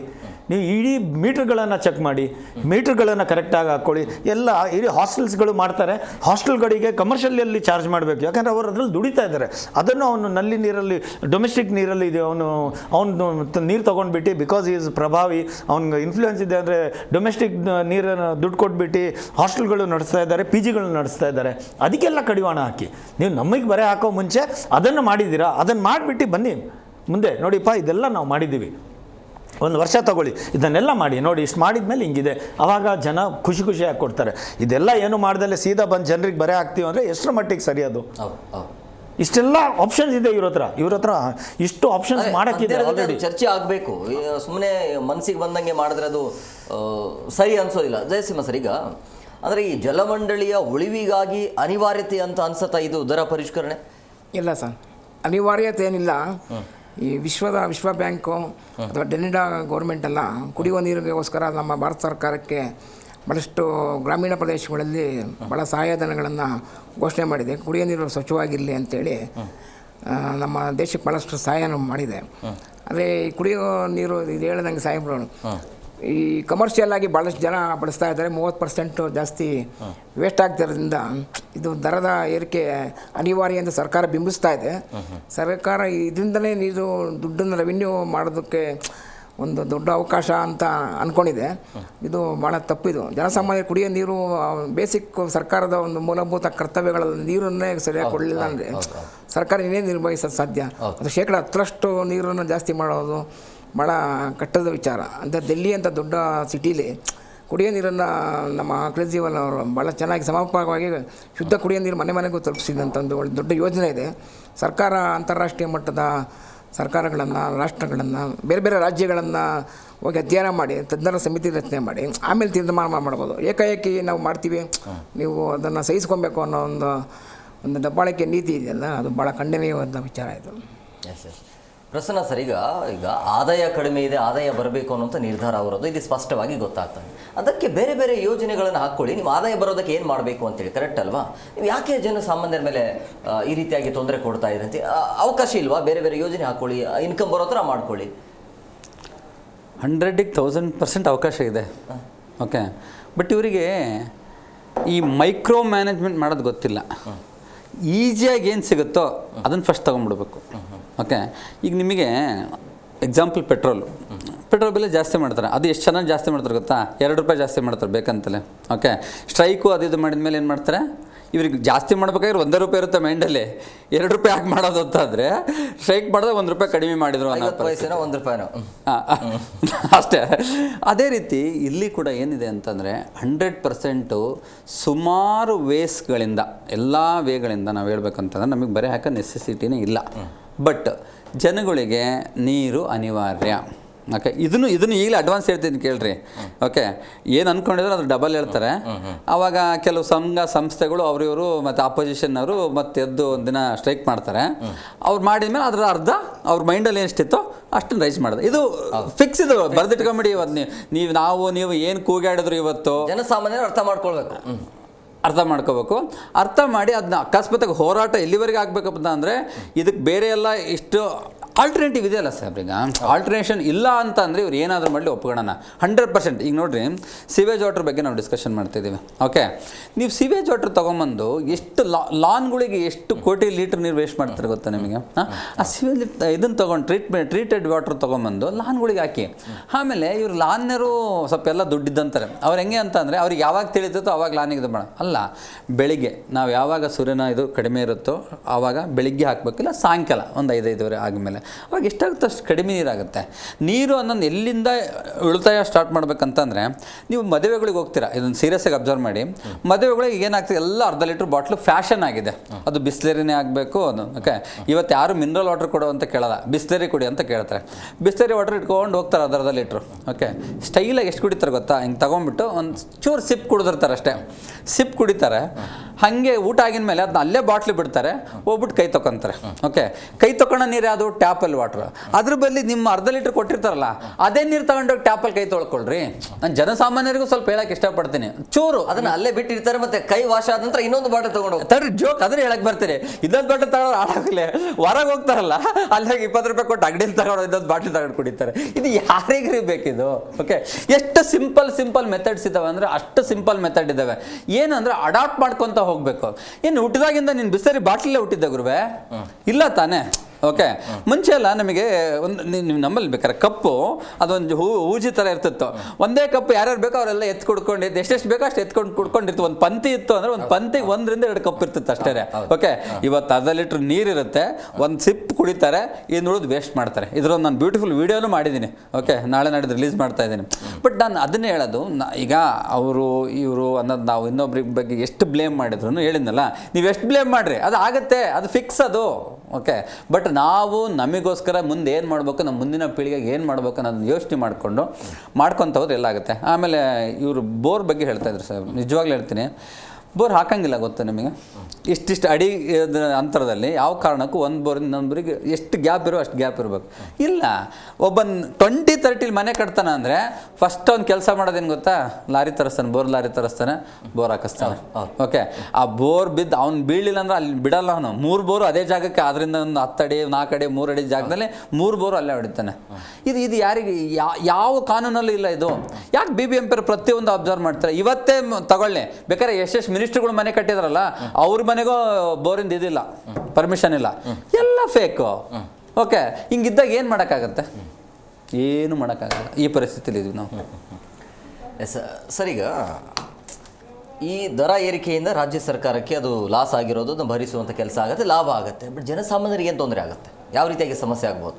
ಜನಸಾಮಾನ್ಯರಿಗೆ ನಾನು ಮುಂಚೆ ಹೇಳ್ದಂಗೆ ಒಂದು ದೊಡ್ಡ ಸಮಸ್ಯೆ ಆಗೋದು ಅಂದರೆ ಈ ಅಂತರ್ಜಲ ಇದೇನಿದೆ ಅಲ್ಲ, ಅದು ಸಿಕ್ಕಾಪಟ್ಟೆ ಆಲ್ರೆಡಿ ನೀವು ಓದಿ ನಿಮ್ಗೆ ಆಶ್ಚರ್ಯ ಆಗ್ಬೋದು. ಪ್ರಪಂಚದಲ್ಲಿ ಏನೋ ವಿಶ್ವಾದ್ಯಂತ ಎಲ್ಲರೂ ನೀರು ಇಲ್ದಲೇ ಇರುವಂಥ ಸಿಟಿ ಆಗೋದು ಅಂದರೆ 2ನೇ ಸ್ಥಿತಿ ಬ್ಯಾಂಗ್ಳೂರ್ದು. ಫಸ್ಟು ಕೇಪ್ ಟೌನ್ ಆಫ್ರಿಕಾದಲ್ಲಿ, 2ನೇ ಸ್ಥಿತಿ ಬ್ಯಾಂಗ್ಳೂರಲ್ಲಿ. ಇನ್ನೂ ಇವ್ರು ದರ ಏರಿಕೆ ಮಾಡಿದ ತಕ್ಷಣ ಇನ್ನೂ ಎಕ್ಸ್ಟ್ರಾಕ್ಷನ್ ಜಾಸ್ತಿ ಆಗಿಬಿಡುತ್ತೆ. ಯಾಕಂದರೆ ಆ ದರ ಜಾಸ್ತಿ ಆಯಿತು, ಬಿಲ್ ಜಾಸ್ತಿ ಆಯಿತು, ಬೋರ್ವೆಲ್ ಹೊಡಿ ಅಂತೀವಿ ನಾವು, ಅಥವಾ ಬೋರ್ವೆಲ್ಲಿ ನೀರು ಜಾಸ್ತಿ ಯೂಸ್ ಮಾಡುವಂಥ. ಸೊ ಅವ್ರು ಏನು ಅಲ್ಲಿ ಅದನ್ನು ಇದು ಮಾಡಿದಾರಲ್ಲ, ಘೋಷಣೆ ಮಾಡಿದಾರಲ್ಲ, Bangalore will be the second city in the world to run out of water, ಅದು ನಿಜ ಆಗಿಬಿಡುತ್ತೆ. ಯಾಕೆಂದರೆ ನಾವು ಅದನ್ನು ಯೋಚನೆ ಮಾಡಬೇಕು. 10% ರೈಸ್ ಮಾಡಿದ ತಕ್ಷಣ 100% ಎಷ್ಟು ಜನ ಇದ್ದಾರೆ ಎಲ್ಲ ಬೋರ್ವೆಲ್ ನೀರು ಉಪಯೋಗಿಸ್ಕೊಂಡ್ಬಿಟ್ಟು ಅವರು ಏನು ಬಿಲ್ ಇತ್ತು ಅದನ್ನು ಸಬ್ಸಿಡೈಸ್ ಮಾಡೋಕ್ಕೆ ಹೋಗ್ತಾರೆ. ಬಟ್ ಆ ಭೂಮಿ ತಾಯಿಯಿಂದ ತೆಗೆದಿರೋ ನೀರನ್ನು ಮತ್ತೆ ಪೂರೈಸಿದ್ದು ಯಾರು? ಮುಂದಿನ ಪೀಳಿಗೆ ಏನಾಗಬೇಕು? ಈ ಬ್ಯಾಂಗ್ಳೂರ್ ಅಂತ ಸಿಟಿ ಮುಳುಗೋಗ್ಬಿಡುತ್ತೆ. ಈ ನಾವು ಏನು ಅವೈಜ್ಞಾನಿಕವಾದ ನಾವು ನಿರ್ಣಯಗಳನ್ನು ಏನು ತಗೊಳ್ತೀವಲ್ಲ, ಅದು ಚಿಕ್ಕದು ಅನಿಸ್ಬೋದು ಇವತ್ತು. ಈಗ ನಾವು ಬರೀ 10% ಅಂತ ಮಾತಾಡ್ತಾ ಇದ್ದೀವಿ. ನಾವು 10% ಏರಿಕೆಯಿಂದ ಎನ್ವೈರ್ಮೆಂಟ್ ಕಡೆ ಎಷ್ಟು ಇದಾಗುತ್ತೆ ಅನ್ನೋದನ್ನು ನೀವು ಕ್ವಾಂಟಿಫೈ ಮಾಡೋಕ್ಕೆ ಆಗಲ್ಲ. ಆ ಲೆಕ್ಕ ನಿಮಗೆ ಇದರಲ್ಲಿ ಸಿಗಲ್ಲ. ಇದು ನಮಗೆ ಬರೀ ಪಾಕೆಟಲ್ಲಿ 100 ರೂಪಾಯಿ ಲೆಕ್ಕ ಹಾಕ್ತಾ ಇದ್ದೀವಿ ನಾವು, ತಿಂಗಳಿಗೆ 50 ರೂಪಾಯಿ ಜಾಸ್ತಿ ಆಗುತ್ತೆ ಅಂತ. ಆದರೆ ಅಲ್ಲಿಂದ ಬೋರ್ವೆಲ್ಲಿಂದ ತೆಗಿಯೋ ನೀರು ಜಾಸ್ತಿ ಆಗುತ್ತಲ್ಲ, ಅದರಿಂದ ಆಗೋ ಪರಿಣಾಮಗಳು, ಅದರಿಂದ ಆಗೋ ದುಷ್ಪರಿಣಾಮಗಳಿಗೆ ಯಾರು ಹೊಣೆ? ಅದನ್ನು ನಾವು ಕ್ಯಾಲ್ಕುಲೇಟ್ ಮಾಡಬೇಕಾಗಿದೆ. ಅದನ್ನು ನೀವು ಹೇಗೆ ಕ್ವಾಂಟಿಫೈ ಮಾಡ್ತೀರಾ? ಅದನ್ನು ನೀವು ಯಾವ ಲೆಕ್ಕದಲ್ಲಿ ಕೊಡ್ತೀರಾ? ಅದು ಏನಾಗಿದೆ ಅಂತ ಅದಕ್ಕೇನಾದ್ರು ಒಂದು ಇದ್ದಿದೆಯಾ? ಮಾಪದಂಡನೇ ಇಲ್ಲ. ಬೋರ್ವೆಲ್ ಹೆಂಗೆ ಬೇಕು ಅವ್ರ ಪರ್ಸನ್ ಅವ್ರು ಹೇಳ್ದಂಗೆ ಎಲ್ಲಿ ಬೇಕು ಅಲ್ಲಿ ಬೋರ್ವೆಲ್ ಹೊಡಿ. ಯಾಕಂದರೆ ಇವ್ರ ಕೈಲಿ ನೀರು ಕೊಡೋಕ್ಕೆ ಸಾಮರ್ಥ್ಯ ಇಲ್ದಲ್ಲೇ ಇರೋದ್ರಿಂದ ಇವ್ರು ಮುಚ್ಕೊಂಡು ಕೈ ಕಟ್ಕೊಂಡಿದ್ದಾರೆ. ಯಾಕೆಂದ್ರೆ ಇವರು ನಾಳೆ ದಿವಸ ಅವನು ಹೋಗ್ಬಿಟ್ಟು ಅವ್ನು ಯಾಕೆ ಬೋರ್ವೆಲ್ ಹೊಡಿತೀಯ ಅಂದರೆ ಕೊಡೆಯ ನೀರು ನೀರು ಕೊಟ್ಟರೆ ನಾನೇ ಯಾಕೆ ಹೊಡಿತೀನಿ ಬೋರ್ವೆಲ್ಲು. ಇವರ ಅಸಮರ್ಥೆಯನ್ನು ಏನೋ ಮುಚ್ಚಾಕಲು ಅವನು ಅಲ್ಲಿ ಬೋರ್ವೆಲ್ ಹೊಡೆದ್ರು ಹಿಂಗೆ ಕಣ್ಣು ಮುಚ್ಕೊಂಡು ಆ ಕಡೆ ಹೋಗ್ಬಿಡ್ತಾನೆ. ಯಾಕಂದರೆ ನಾಳೆ ಇವ್ರಿಗೆ ಪ್ರಶ್ನೆ, ಕೊಡಪ್ಪ ನನಗೆ ಬದುಕಕ್ಕೆ ನೀರು ಬೇಕು, ನೀರು ಕೊಡು, ನೀನು ನೀರು ಕೊಡೋಕ್ಕೆ ಯೋಗ್ಯತೆ ಇಲ್ದಿದ್ಮೇಲೆ ಮುಚ್ಕೊಂಡು ನಡೀತಾ ಇರೋ ನೀನು, ನಾನು ಹೊಡಿತೀನಿ ಬೋರ್ವೆಲ್ ಅಂತ. ಸೊ ಇವರ ಏನು ಇನ್ಕೇಪಬಿಲಿಟಿ ಇದೆ ಅದನ್ನು ಮುಚ್ಚಾಕಕ್ಕೆ ಅವರಿಗೆ ಲೈಸೆನ್ಸ್ ಬಗ್ಗೆ ತಲೆ ಕೆಡಿಸ್ಕೊಳ್ತಾ ಇಲ್ಲ. ನಾಳೆ ದಿವಸ ಇವ್ರು ಕೊಟ್ಟ ಮೇಲೆ ಕೇಳಕ್ಕೆ ಇವ್ರಿಗೂ ಹಕ್ಕಿದೆ, ಇವ್ರು ಕೇಳಕ್ಕೆ ಹಕ್ಕೇ ಇಲ್ಲ ಇವತ್ತು ನಮ್ಗೆ ನೀರೇ ಇಲ್ದಿದ್ಮೇಲೆ ಏನು ಬದುಕೋದು ಬೇಡವಾ. ಸೊ ಹಾಗಾಗಿ they have to scientifically think. ಇದನ್ನು ಸುಮ್ಮನೆ ಈಗ ಏನಾಗುತ್ತೆ 10% ದರ ಜಾಸ್ತಿ ಆಗುತ್ತೆ, ಎಲ್ಲರೂ ಕೂಗಾಡ್ತೀವಿ, ಕಿರ್ಚಾಡ್ತೀವಿ, ಅದಾದಮೇಲೆ ಏನೋ ಅದು ಮುಗೀತು, ಮತ್ತು ನೆಕ್ಸ್ಟ್ ದರ ಬಂದಾಗ ಮತ್ತೆ ಕಿರ್ಚಾಡ್ತೀವಿ ನಾವು. ಬಟ್ ಅದನ್ನು ನಾವು ಸೈಂಟಿಫಿಕ್ ಆಗಿ ನಾವು ಅಪ್ರೋಚ್ ಮಾಡ್ದಲೇ ಇದ್ದರೆ ಮುಂದಿನ ಪೀಳಿಗೆಗೆ ಉಳಿವೇ ಇಲ್ಲ. ಬ್ಯಾಂಗ್ಳೂರು ಅಂತ ಸಿಟಿ ಸರ್ವನಾಶ ಆಗುತ್ತೆ. ಇದು ಬರೆದಿಟ್ಕೊಳ್ಳಿ. ಇದು ನಾನೇನು ಒಂಥರ ಎಕ್ಸಾಜರೇಟ್ ಮಾಡಿ ಹೇಳ್ತಾ ಇಲ್ಲ ಅಥವಾ ಈ ಟಿ ವಿ ಮುಂದೆ ಇದ್ದೀವಿ ಜನರಿಗೆ ಎದುರ್ಸೋಕ್ಕೆ ಹೇಳ್ತಾ ಇಲ್ಲ. ಬಟ್ ಆಗ್ತಾ ಇರೋ ಪರಿಸ್ಥಿತಿಯಲ್ಲಿ ಎಲ್ಲರೂ ಜೀವ ಜಲ ಏನು ನಾವು ಭೂಮಿಯಿಂದ ತೆಗಿತೀವಿ ಅದು ಎಮರ್ಜೆನ್ಸಿ ಫಂಡ್ ಇದ್ದಂಗೆ. ನಾಳೆ ದಿವಸ ಬರ ಬಂದುಬಿಟ್ಟು ಕಾವೇರಿಯಲ್ಲಿ ತುಂಬಿಲ್ಲ KRSL ಅಂದರೆ ನಾವು ಬೋರ್ವೆಲ್ ಮೇಲೆ ಡಿಪೆಂಡ್ ಆಗಬೇಕಾಗಿರುತ್ತೆ. ಈ ಬೋರ್ವೆಲ್ಲಲ್ಲಿ ಆಲ್ರೆಡಿ ಭೂಮಿಯಲ್ಲಿ ನಾವು ಬಂದಿದ್ದು ನೀರೆಲ್ಲ ತೆಗೆದು ಖಾಲಿ ಮಾಡಿದ್ದರೆ ಎಲ್ಲಿ ಬದುಕ್ತೀವಿ? ಏನಾಗುತ್ತೆ ಬ್ಯಾಂಗ್ಳೂರಲ್ಲಿ 1.25 ಕೋಟಿ ಜನಕ್ಕೆ ನೀರು ಎಲ್ಲಿಂದ ತಂದು ಕೊಡ್ತೀರಾ? ನೀರು ಇಲ್ದೆಲ್ಲ ಬದುಕೋಕ್ಕಾಗತ್ತಾ? ನಾವು ಬರೀ ಬೋರ್ವೆಲ್ಗಳನ್ನು ರೀಚಾರ್ಜ್ ಮಾಡಿಬಿಟ್ಟು ಅವ್ರು ಹೇಳ್ದಂಗೆ ಇಂಗು ಗುಂಡಿಗಳು ರೀಚಾರ್ಜಿಂಗ್ ಮಾಡಿಬಿಟ್ಟು ಬೋರ್ವೆಲ್ ಆ ಜಲ ನೀರು ಯಾವಾಗ ಎಮರ್ಜೆನ್ಸಿ ಈ ಕ್ಲೈಮೆಟಿಕ್ ಚೇಂಜಸಲ್ಲಿ ಯಾವಾಗ ಬೇಕಿರೋ ಬರ್ಬೋದು. ಅತಿವೃಷ್ಟಿ ಅನಾವೃಷ್ಟಿ ಕಾಮನ್ ಆಗುತ್ತೆ. ಯಾಕಂದರೆ ಕ್ಲೈಮೆಟಿಕ್ ಚೇಂಜಸ್ ಆ ರೀತಿ ನಾವು ಪರ್ಯಾವರಣವನ್ನು ಹಾಳು ಮಾಡಿಬಿಟ್ಟಿದ್ದೀವಿ. ಅದರಿಂದ ಇದಾಗೇ ಆಗುತ್ತೆ. ಇದಾದಾಗ ಅಟ್ಲೀಸ್ಟ್ ಆ ಬೋರ್ವೆಲ್ ಇದ್ದಿದ್ರೆ ನೀರು ತೆಗಿಬೋದು. ನಾವು ಈಗ ಈ ಥರ ಅನ್ಸೈಂಟಿಫಿಕ್ ಆಗಿ ರೇಟ್ ರೈಸ್ ಮಾಡಿಬಿಟ್ಟು ಅದನ್ನು ಬೋರ್ವೆಲ್ ಅವ್ರು ನೀರು ಎತ್ತಿ ಖಾಲಿ ಮಾಡಿದರೆ ಮುಂದೆ ಹೆಂಗೆ? ಮುಂದಿನ ಪೀಳಿಗೆ ಹೆಂಗೆ? ಮುಂದಿನ ಪೀಳಿಗೆ ಗೊತ್ತಿಲ್ಲ ನನಗೆ. ನಾವೇ ಇನ್ನೂ ಒಂದು 10-15 ವರ್ಷ ಬದುಕಿದ್ರೆ ನಮ್ಮ ಜೀವನ ಹೆಂಗೆ ಅನ್ನೋದೇ ಒಂದು ಏನೋ ಪ್ರಶ್ನೆ ಆಗಿದೆ ಇವತ್ತು. ಜಯಸಿಂಹ ಸರ್, ಈಗ ಈ ಬೆಂಗಳೂರಿನಲ್ಲಿ ಜನಸಾಮಾನ್ಯರು ಬದುಕೋದು ಹೇಗೆ ಅನ್ನುವಂಥ ಪ್ರಶ್ನೆ ಈಗ ಸರ್ಕಾರದಿಂದ ಬಚಾವಾಗೋದು ಹೇಗೆ ಅಂತ ಹೇಳ್ದಂಗೆ 1931ರಲ್ಲಿ ಕೃಷ್ಣರಾಜ ಸಾಗರ ಅಣೆಕಟ್ಟು ಪ್ರಾರಂಭ ಆಯಿತು. ಅವಾಗ ರೈತರಿಗೆ ಅನುಕೂಲ ಆಗಲಿ ಅಂತ ಮೈಸೂರು ಮಂಡ್ಯ ಜಿಲ್ಲೆಗೆ ಆಮೇಲೆ ಕುಡಿಯೋ ನೀರಿಗೆ ಅಂತೇಳಿ ಬೆಂಗಳೂರು ತೊಗೊಂಬಂದರು. ಈಗ ಬೆಂಗಳೂರಿಗೆ ನೀರು ಪೂರೈಸೋದು KRS ಒಂದೇ. ಅದು ಬಿಟ್ಟರೆ ಬೇರೆ ಪರ್ಯಾಯ ಮಾರ್ಗ ಸರ್ಕಾರ ಇನ್ನೂ ಹುಡ್ಕೊಂಡಿಲ್ಲ. ಇವ್ರು ಹೇಳ್ದಂಗೆ 1971ರಲ್ಲಿ ಏನು ಜನಸಂಖ್ಯೆ ಬೆಂಗಳೂರಿನಲ್ಲಿ 20 ಲಕ್ಷ ಇತ್ತು, ಈಗ 1.25 ಕೋಟಿ ಜನಸಂಖ್ಯೆ ಆಗಿದೆ. ಕಾವೇರಿ ನೀರು ಅಕಸ್ಮಾತ್ ಏನೋ ಹೆಚ್ಚು ಕಮ್ಮಿ ಬತ್ತೋದ್ರೆ ಬೆಂಗಳೂರಿಗೆ ನೀರಿನ ಸಮಸ್ಯೆ ದೊಡ್ಡ ಸಮಸ್ಯೆ ಆಗಿ ಉಳಿಯುತ್ತೆ. ಸರ್ಕಾರ ಪರ್ಯಾಯವಾಗಿ ನೀರನ್ನು ವ್ಯವಸ್ಥೆ ಮಾಡೋದಕ್ಕೇನೋ ಯೋಜನೆ ಮಾಡಬೇಕು. ಇವಾಗ ದರ ಯಾಕೆ ಹೆಚ್ಚಿಗೆ ಮಾಡಿತಾ ಇದೆ ಅನ್ನೋದಕ್ಕೆ ಸರ್ಕಾರ ಕಾರಣ ಕೊಡಬೇಕು. ಬರೀ ನಿರ್ವಹಣೆಗೆ ಮಾತ್ರ ನಾವು ಮತ್ತೆ ಲಾಸ್ ಆಗ್ತಾ ಇದೆ ಲಾಸ್ ಅಂತಲ್ಲ, ಎಲ್ಲದೂ ಸರ್ಕಾರ ಎಲ್ಲನೂ ಲಾಸೇ. ಸರ್ಕಾರ ಇರೋದು ನಮ್ಮ ಸಂವಿಧಾನದ ಪ್ರಕಾರ ಕೋತಾ ಬಡ್ಜೆಟ್ ಅಂತ ಇರುತ್ತೆ. ಸರ್ಕಾರ ಲಾಭ ಮಾಡೋ ಅಂಶ ಇಲ್ಲಿ ಸರ್ಕಾರದಲ್ಲಿ ನಮ್ಮ ಬಡ್ಜೆಟಲ್ಲಿ ಇಲ್ಲ. ಈ ಲಾಭ ನಷ್ಟದ ಪ್ರಶ್ನೆ ಸರ್ಕಾರ ಬರಲ್ಲ. ಜನರ ಸಾಮಾನ್ಯ ಬದುಕನ್ನು ಸರಿ ಮಾಡದೆ ಪ್ರಜಾತಂತ್ರದ ವ್ಯವಸ್ಥೆ ಮತ್ತು ಸಂವಿಧಾನದ ಆಶಯ ಈ ನೀರನ್ನು ಜಾಸ್ತಿ ಮಾಡ್ತೀನಿ ನಾವು ಹೇಳ್ದಂಗೆ ಕೇಳಿ ಅನ್ನೋದನ್ನು ಸರ್ಕಾರದ ನಿಲುವು ಭಾಳ ವಿರುದ್ಧವಾದಂಥ ಜನಸಾಮಾನ್ಯರ ವಿರುದ್ಧವಾದಂಥ ತೀರ್ಮಾನ ಇದು ಅಂತ. ಅಂದರೆ ನಿಮ್ಮ ಪ್ರಕಾರ ಬೇಡ ಅಂತ ಹೇಳ್ತೀರಾ? ಹೌದು ಸರ್, ಪರ್ಯಾಯ ಮಾರ್ಗ ಹುಡುಕಬೇಕು. ಜಲಾಶಯಗಳನ್ನು ನೀರು ನಂಬಿಕೊಂಡು ಬೆಂಗಳೂರು ನೀರು ಕೊಡ್ತೀವಿ ಅನ್ನೋದು ಮುಂದಕ್ಕೆ ಭಾಳ ಅನಾಹುತಕ್ಕೆ ಕಾರಣವಾಗುತ್ತೆ ಅಂತ ಹೇಳ್ತೀನಿ. ಅದು ಹೊರೆಯಾಗೋದು ಜನಸಾಮಾನ್ಯರ ಮೇಲೆ, ಶ್ರೀಮಂತರಿಗಂತ ಏನಾಗೋದಿಲ್ಲ. ಅತಿ ಹೆಚ್ಚು ಜನ ಬೇರೆ ಬೇರೆ ಭಾಗದಿಂದ ಬೆಂಗಳೂರಲ್ಲೇ ಬಂದಿರೋರು. ಪ್ರಶ್ನೆ ಸರ್, ಈಗ ಏನು ಸರ್ಕಾರಕ್ಕೆ ಏನು ಎಚ್ಚರಿಕೆ ಕೊಡ್ತೀರಿ ಕೊನೆ ಬಾರಿ? ಸರ್, ಇವರಿಗೆ ಎಚ್ಚರಿಕೆ ಏನು ಕೊಟ್ಟರು ಉಪಯೋಗಿಲ್ಲ. ದಪ್ಪನ್ ಚರ್ಮ ಅಂತ ಹೇಳ್ತೀವಿ ಇದಕ್ಕೆ. ಓಕೆ, ಅದು ಬಿಟ್ಟರೆ ಬೇರೆ ಏನಿಲ್ಲ. ಬಟ್ ಅವ್ರಿಗೆ ಒಂದೇ ಒಂದು ಮನವಿ, ಇವರು ಇದು ಏನೇ ಹಿಂಗೆ ಬರುತ್ತಲ್ಲ ಪೇಪರಲ್ಲಿ ಬಂದು ನಾವು ಡಿಸ್ಕಷನ್ ಮಾಡ್ತೀವಲ್ಲ, ಇದು ಆಲ್ರೆಡಿ ಅವ್ರ ಮೈಂಡ್ಗಳಲ್ಲಿ ಫಿಕ್ಸ್ ಆಗಿರುತ್ತೆ. ಇದು ಇವತ್ತಿಗೆ ಸುಮ್ ಪೇಪರಿಗೆ ಬಂದಿರೋದು ಅಷ್ಟೇ. 3 ತಿಂಗಳ ಹಿಂದಿಂದ ಇದ್ರ ಮೇಲೆ ಎಲ್ಲ ಪ್ಲಾನಿಂಗ್ ನಡೆದಿರುತ್ತೆ. 3 ತಿಂಗಳ ಹಿಂದೆ ಹೇಳಿದ್ರಲ್ಲ, ಅದೇ 3 ತಿಂಗಳು ಅದಕ್ಕಿಂತ 3 ಆಗುತ್ತೆ. ಈ ಪ್ಲಾನಿಂಗ್ ಎಲ್ಲ ನಡ್ಕೊಂಡ್ ಬಂದಿರುತ್ತೆ. ಇದು ಹಿಂಗೆ ಕೊಡಬೇಕು, ಜನ ಸ್ವಲ್ಪ ಹಂಗೆ ಮಾತಾಡ್ತಿರ್ಬೇಕು, ಇನ್ನೊಂದು ತಿಂಗಳಾಗಿದ್ಮೇಲೆ ಅದನ್ನ ಮಾಡೇ ಮಾಡ್ತಾರೆ, ಇದು ಫಿಕ್ಸ್. ಬಟ್ ನನ್ನ ಒಂದು ದಯವಿಟ್ಟು ರಿಕ್ವೆಸ್ಟ್ ಏನಪ್ಪ ಮನವಿ ಅವ್ರ ಹತ್ರ ಎಲ್ಲರ ಹತ್ರ ಅಂದರೆ, ಈಗ ಹೆಂಗೆ ಕಮರ್ಷಿಯಲ್ಲು ಮತ್ತು ಡೊಮೆಸ್ಟಿಕ್ ಅಂತ ಮಾಡ್ತೀವಲ್ಲ, ಹಾಗೆ ಕೆಲವು ಸ್ಟಾರ್ ಹೋಟ್ಲುಗಳು, ಓಕೆ, ಕೆಲವು PGಗಳು ಅಂಥವು ಯಾವ ಬಂದವೋ ಅವಕ್ಕೊಂದು ಸ್ವಲ್ಪ ಕಮರ್ಷಿಯಲ್ಸ್ ಅಂತ ಬೇಕಾದ್ರೆ ಈಗ ಸದ್ಯಕ್ಕೆ ಮಾಡಿ ನೋಡಿ. ಈಗ ಹೆಂಗಿದ್ರೆ ಇದು ಮಾಡೋದಂತೂ ರೈಸ್ ಮಾಡೋದು ಫಿಕ್ಸ್ ನೀವಿದೆ. ಅದ್ರ ಬದಲಾಗಿ ಯಾಕಂದ್ರೆ ಅವ್ರು ಪರ್ಟಿಕ್ಯುಲರ್ಲಿ ಅವ್ರ ಇನ್ಕಮ್ಗೋಸ್ಕರ ಮಾಡಿರೋದು. ಈಗ ನಿಮ್ಮ ಮನೇಲಿ ನಮ್ಮ ಮನೇಲಿ ನಾವು 3 ಜನ 4 ಜನ ಇದ್ದೀವಿ ಅಂದ್ರೆ ನಮ್ಮ ಅಪ್ಪ ಅಮ್ಮ ನಾವು ಹೆಂಡತಿ ಮಕ್ಕಳು ಇರ್ತೀವಿ ಅಷ್ಟೇ, ಆಯಿತಾ. ಅವರಿಗೆ ನಾವು ಎಷ್ಟಾದರೂ ಲಿಮಿಟೇಷನ್ ಯೂಸ್ ಮಾಡ್ಕೊತೀವಿ. ಅದೇ ಒಬ್ಬ PGಲಿದೆ ಅಂತ ತಿಳ್ಕೊಳ್ರಿ. PGಲಿ ಎಲ್ಲಿಂದನೂ ಯಾರು ಬಂದಿರ್ತಾರೆ, ಅವನೇನು ಯೋಚನೆ ಮಾಡ್ತಾನೆ PGಲಿ ಇರೋಣ, ಯಾರು ಬಿಲ್ ಕಟ್ಕೊಂತಾರ ಕಟ್ಕೊಳ್ಳಿ, ನಾನು ಒಂದು ಅರ್ಧ ಗಂಟೆ ಶವರ್ಲಿ ಕೆಳ ಎತ್ಕೊಂಡ್ರು ಏನು ಪ್ರಾಬ್ಲಮ್ ಇಲ್ಲ ಅನ್ನೋ ಒಂದು ಕಾನ್ಸೆಪ್ಟ್ ಕಾನ್ಸೆಪ್ಟಲ್ಲಿ ಅವನಿರ್ತಾನೆ. ಅದ್ರ ಬದಲಾಗಿ ಪಿ ಜಿಗೆ ಎಷ್ಟು ಪಿ ಜಿ ಎಷ್ಟು ಜನ 100 ಜನ ಇದ್ದಾರಾ, ಸಾಹೇಬ್ರು ಹೇಳ್ತಾ ಇದ್ರು ಎಷ್ಟು ಲೀಟ್ರು ಅಷ್ಟು ಲೀಟ್ರು ಫಿಕ್ಸ್, ಅದು ಆ 100 ಲೀಟ್ರಿಗೆ ಅಷ್ಟೇ ಫಿಕ್ಸ್. ಅದ್ರ ಮೇಲೆ ಒಂದು ಹನಿ ಎಕ್ಸ್ಟ್ರಾ ಆದರೂ ಕೂಡ ಓಕೆ ಇದಕ್ಕಿಷ್ಟು ಎಕ್ಸ್ಟ್ರಾ ಅಮೌಂಟ್. ಓಕೆ ಹೆಂಗೆ ಡೊಮೆಸ್ಟಿಕ್ ಕಮರ್ಷಿಯಲ್ ಅಂತ ಇದೆಯೋ ಸದ್ಯಕ್ಕೆ ಅದನ್ನೊಂದು ಮಾಡ್ರಪ್ಪ, ಯಾಕಂದ್ರೆ ನೀವು ಮಾಡೇ ಮಾಡ್ತೀರ, ಅದು ಶತಸಿದ್ಧ. ಇದನ್ನಾದ್ರೂ ಒಂದು ಎಕ್ಸ್ಟೆನ್ಷನ್ ಮಾಡಿ ಅನ್ನೋದಷ್ಟೇ ನಮ್ದು ಬೇಡಿಕೆ. ಜನಸಾಮಾನ್ಯರ ಪರವಾಗಿ ಇರಿ ಅಂತ ಚೂರಾದ್ರೂ ಜನಸಾಮಾನ್ಯರ ಪರವಾಗಿ ಕಾಳಜಿ ಇರಲಿ ಜನರ ಬಗ್ಗೆ ಅಂತ. ಸರ್ ಕ್ವಿಕ್ ಏನು ಹೇಳ್ತೀರಿ ಕೊನೆಯದಾಗಿ ಹೇಳೋದಾದ್ರೆ ನಮ್ಗೆ ಏನು ಪರ್ಯಾಯ ವ್ಯವಸ್ಥೆಗಳಿದೆ ಅದನ್ನ ಫಸ್ಟು ಈಡೇರಿಸೋಣ. ಈಗ ಕನ್ಸ್ಟ್ರಕ್ಷನ್ ಅಲ್ಲಿ ನಾವು ಬೇರೆ ನೀರು ಯೂಸೇ ಮಾಡಬಾರ್ದು, ನಾವೇ ಕೊಡ್ತೀವಿ ನೀರು, ಅಲ್ಲಿಂದ ರೆವೆನ್ಯೂ ರೈಸ್ ಮಾಡಲಿ. ನಮ್ದು ಲಾಸಸ್ ಏನೇನು ಆಗ್ತಾ ಇದೆ, 30% ಲಾಸ್ ಏನಾಗ್ತಾ ಇದೆ ಅದನ್ನು ಕಡಿಮೆ ಮಾಡೋದಕ್ಕೆ ಏನೇನು ಮಾಡ್ಬೋದು. ಸೊ ಅದೇ itself will give you 10% ಯಾಕೆ ಬೇಕು, ಇವ್ರಿಗೆ 30% ಇದೆ ಅಲ್ಲ, ಅದ್ರಲ್ಲಿ 10% ಅವ್ರ ರೆವೆನ್ಯೂ ಲಾಸ್ ಆಗ್ತಾ ಇರೋದನ್ನ ಕಡಿಮೆ ಮಾಡಿದ್ರೆ ಅದೇ 10% ರೆವೆನ್ಯೂ ಅವ್ರಿಗೆ ಇನ್ಕ್ರೀಸ್ ಆಗಿಬಿಡುತ್ತೆ ಅಲ್ಲಿ. ಸೊ ಅದನ್ನು ಮಾಡಲಿ, ಅದನ್ನು ಮಾಡಿದಾಗ ಇವರಿಗೆ ನೀರಿಂದ ಏನು ಸಮಸ್ಯೆ ಆಗಲ್ಲ. ಮಳೆ ನೀರು ಇದನ್ನು ಕಡ್ಡಾಯ ಮಾಡಲಿ. ವರ್ಷಕ್ಕೆ ಅಟ್ಲೀಸ್ಟ್ ಮಿನಿಮಮ್ 50-70 ದಿವಸ ನೀವು ನೀರು ತಗೊಳ್ಳೇಬಾರ್ದು ನಮ್ಮದು, ಆ ಥರ ಕಡ್ಡಾಯ ಮಾಡ್ಕೊಳ್ಳಿ. ಈಗ ಮೊನ್ನೆ ಬಂದಿದ್ದ ಮಳೆಯಲ್ಲಿ ಹೆಚ್ಚು ಕಡಿಮೆ 1 ತಿಂಗಳು ಆಗೋಷ್ಟು ನೀರು ಸಿಗ್ಬಿಡೋದು ಎಲ್ಲರಿಗೂ. 1 ತಿಂಗಳು ನೀರು ಇವ್ರು ಸಪ್ಲೈ ಮಾಡ್ದಲ್ಲೇ ಇದ್ದೀರಾ, ಅಷ್ಟು ದುಡ್ಡು ಉಳಿಯೋದಲ್ಲ ಇವರಿಗೆ. ಇವ್ರು ಏನು ಲಾಸ್ ಆಗುತ್ತೆ ಅಂತ ಇದ್ದಾರೆ. ವರ್ಷಕ್ಕೆ ಒಂದು ಮನೆ ಮಾಡಿದ್ದಾರೆ ಸರ್, ಒಂದು ಚಿಕ್ಕ ಮನೆ ಇದ್ರೂ ಅವ್ರ ಮೇಲ್ಛಾವಣಿಯಲ್ಲಿ ಬೀಳೋ ನೀರನ್ನು ವರ್ಷಕ್ಕೆ ಮಿನಿಮಮ್ 200 ದಿವಸ, ಕಡೆ ಪಕ್ಷ 150 ದಿವಸ ಬೇರೆ ನೀರೇ ಬೇಕಾಗಿಲ್ಲ. ಬರೀ ಮಳೆ ನೀರಲ್ಲಿ 50% ಅವರು ಇದು ಮಾಡ್ಕೊಂಡ್ರೆ 50% ಅಲ್ಲಿಂದ ತರೋದು ಕಡಿಮೆ ಆದರೆ ಉಳಿತಲ್ಲ. ಯಾಕಂದ್ರೆ ಅವ್ರಿಗೆ ಏನು ಲಾಸಸ್ ಇದೆ, ಲಾಸಸ್ ಏನಿದೆ, ನಮಗೆ ಬಸ್ ಬೇಕು ಅಂತ ಯಾವನು ಕೇಳಿಲ್ಲಪ್ಪ. ಲಾಸಸ್ ಏನಿದೆ ಅಲ್ಲೇ ಭರ್ತಿ ಆಗ್ಬಿಡುತ್ತೆ. ಅವರು ಬರೀ ಏನಿಲ್ಲ, ಅವ್ರು ಹೋಗ್ಬಿಟ್ಟು ನೀನು ಮಾಡಿದ್ದೇ ಇಲ್ಲ, ಮಾಡಿಲ್ಲ ಅಂದರೆ ನಾಳೆ ಬೆಳಿಗ್ಗೆ ಮಾಡಬೇಕು, ಇಲ್ಲ ನಲ್ಲಿ ಕಟ್ ಮಾಡ್ತೀನಿ. ಅವರು ತಮಿಳ್ನಾಡಲ್ಲಿ ಜಯಲಲಿತಾ ಅವ್ರು ಮಾಡಿದ್ರು, ಎಷ್ಟು ಸ್ಟ್ರಿಕ್ಟಾಗಿ ಮಾಡಿದ್ರು. ಮಾಡಿಲ್ಲ ಅಂದರೆ ಸೀವರು ಇದು ಕಟ್ ಮಾಡ್ತೀನಿ, ನಾಳೆ ಬೆಳಿಗ್ಗೆ ನೀನು ಇದೇ ಥರ ಆಗಬೇಕು, ಇದೇ ಸೈಂಟಿಫಿಕ್ ಆಗೇ ಆಗಬೇಕು, ಈ ನೀರನ್ನು ಬಳಕೆನೇ ಮಾಡಬೇಕು ಅಂದರು. ಆಯ್ತಲ್ಲ, ಅದನ್ನು ಮಾಡೋಕ್ಕಾಗಲ್ವಾ? ಗೌರ್ಮೆಂಟ್ ಇರೋದು ಏನಕ್ಕೆ? ಮ್ಯಾನೇಜ್ ಮಾಡೋದಕ್ಕೆ. ಗೌರ್ಮೆಂಟ್ ನಮ್ಮನ್ನು ಹೊರೆ ಆಗಿಬಿಟ್ಟು ಇದು ಮಾಡೋದಕ್ಕಲ್ಲ, ಇದನ್ನು ಏನು ಮ್ಯಾನೇಜ್ ಮಾಡಬೇಕು ಅದನ್ನು ಕರೆಕ್ಟ್ ಮ್ಯಾನೇಜ್ ಮಾಡಬೇಕು. Government is not a profit making organisation where you sit and think of loss and profit. ನನಗೆ ಲಾಸ್ ಆಗ್ತಾ ಇದೆ, ನಿನ್ಗೆ ಹೊಡಿತೀನಿ ಅನ್ನೋದಲ್ಲ. It is not a organisation to make loss and profit. ಪರ್ಯಾಯ ವ್ಯವಸ್ಥೆ ಇದೆ, 100% ಇದೆ, ಮಾಡ್ಕೊಳ್ಳಿ ಅಷ್ಟೇ. Yes sir, thank you sir, thank you very much 3 ಜನಕ್ಕೂ ಇಷ್ಟೊತ್ತು ಕಾರ್ಯಕ್ರಮಕ್ಕೆ ಜಾಯ್ನ್ ಆಗಿದ್ದಕ್ಕೆ. ಎಸ್ ಸರ್, ನೋಡಿದ್ರಲ್ಲ ವೀಕ್ಷಕರೇ, ಈಗ ಈ ಜಲಮಂಡಳಿ ಏನು ನಿರ್ಧಾರಕ್ಕೆ ಬಂದಿದೆಯಲ್ಲ ದರವನ್ನು ಹೆಚ್ಚಳ ಮಾಡಬೇಕು ಅಂತೇಳಿ, ಅದರ ಅವಶ್ಯಕತೆನೇ ಇಲ್ಲ. ಪರ್ಯಾಯ ವ್ಯವಸ್ಥೆ ಇದೆ, ಅದರ ಕಡೆ ಗಮನ ಕೊಡಿ. ನೀವು ದರ ಹೆಚ್ಚಳ ಆದರೆ ಅಲ್ಲಿ ಬರೆ ಬೀಳೋದು ಜನಸಾಮಾನ್ಯರಿಗೆ.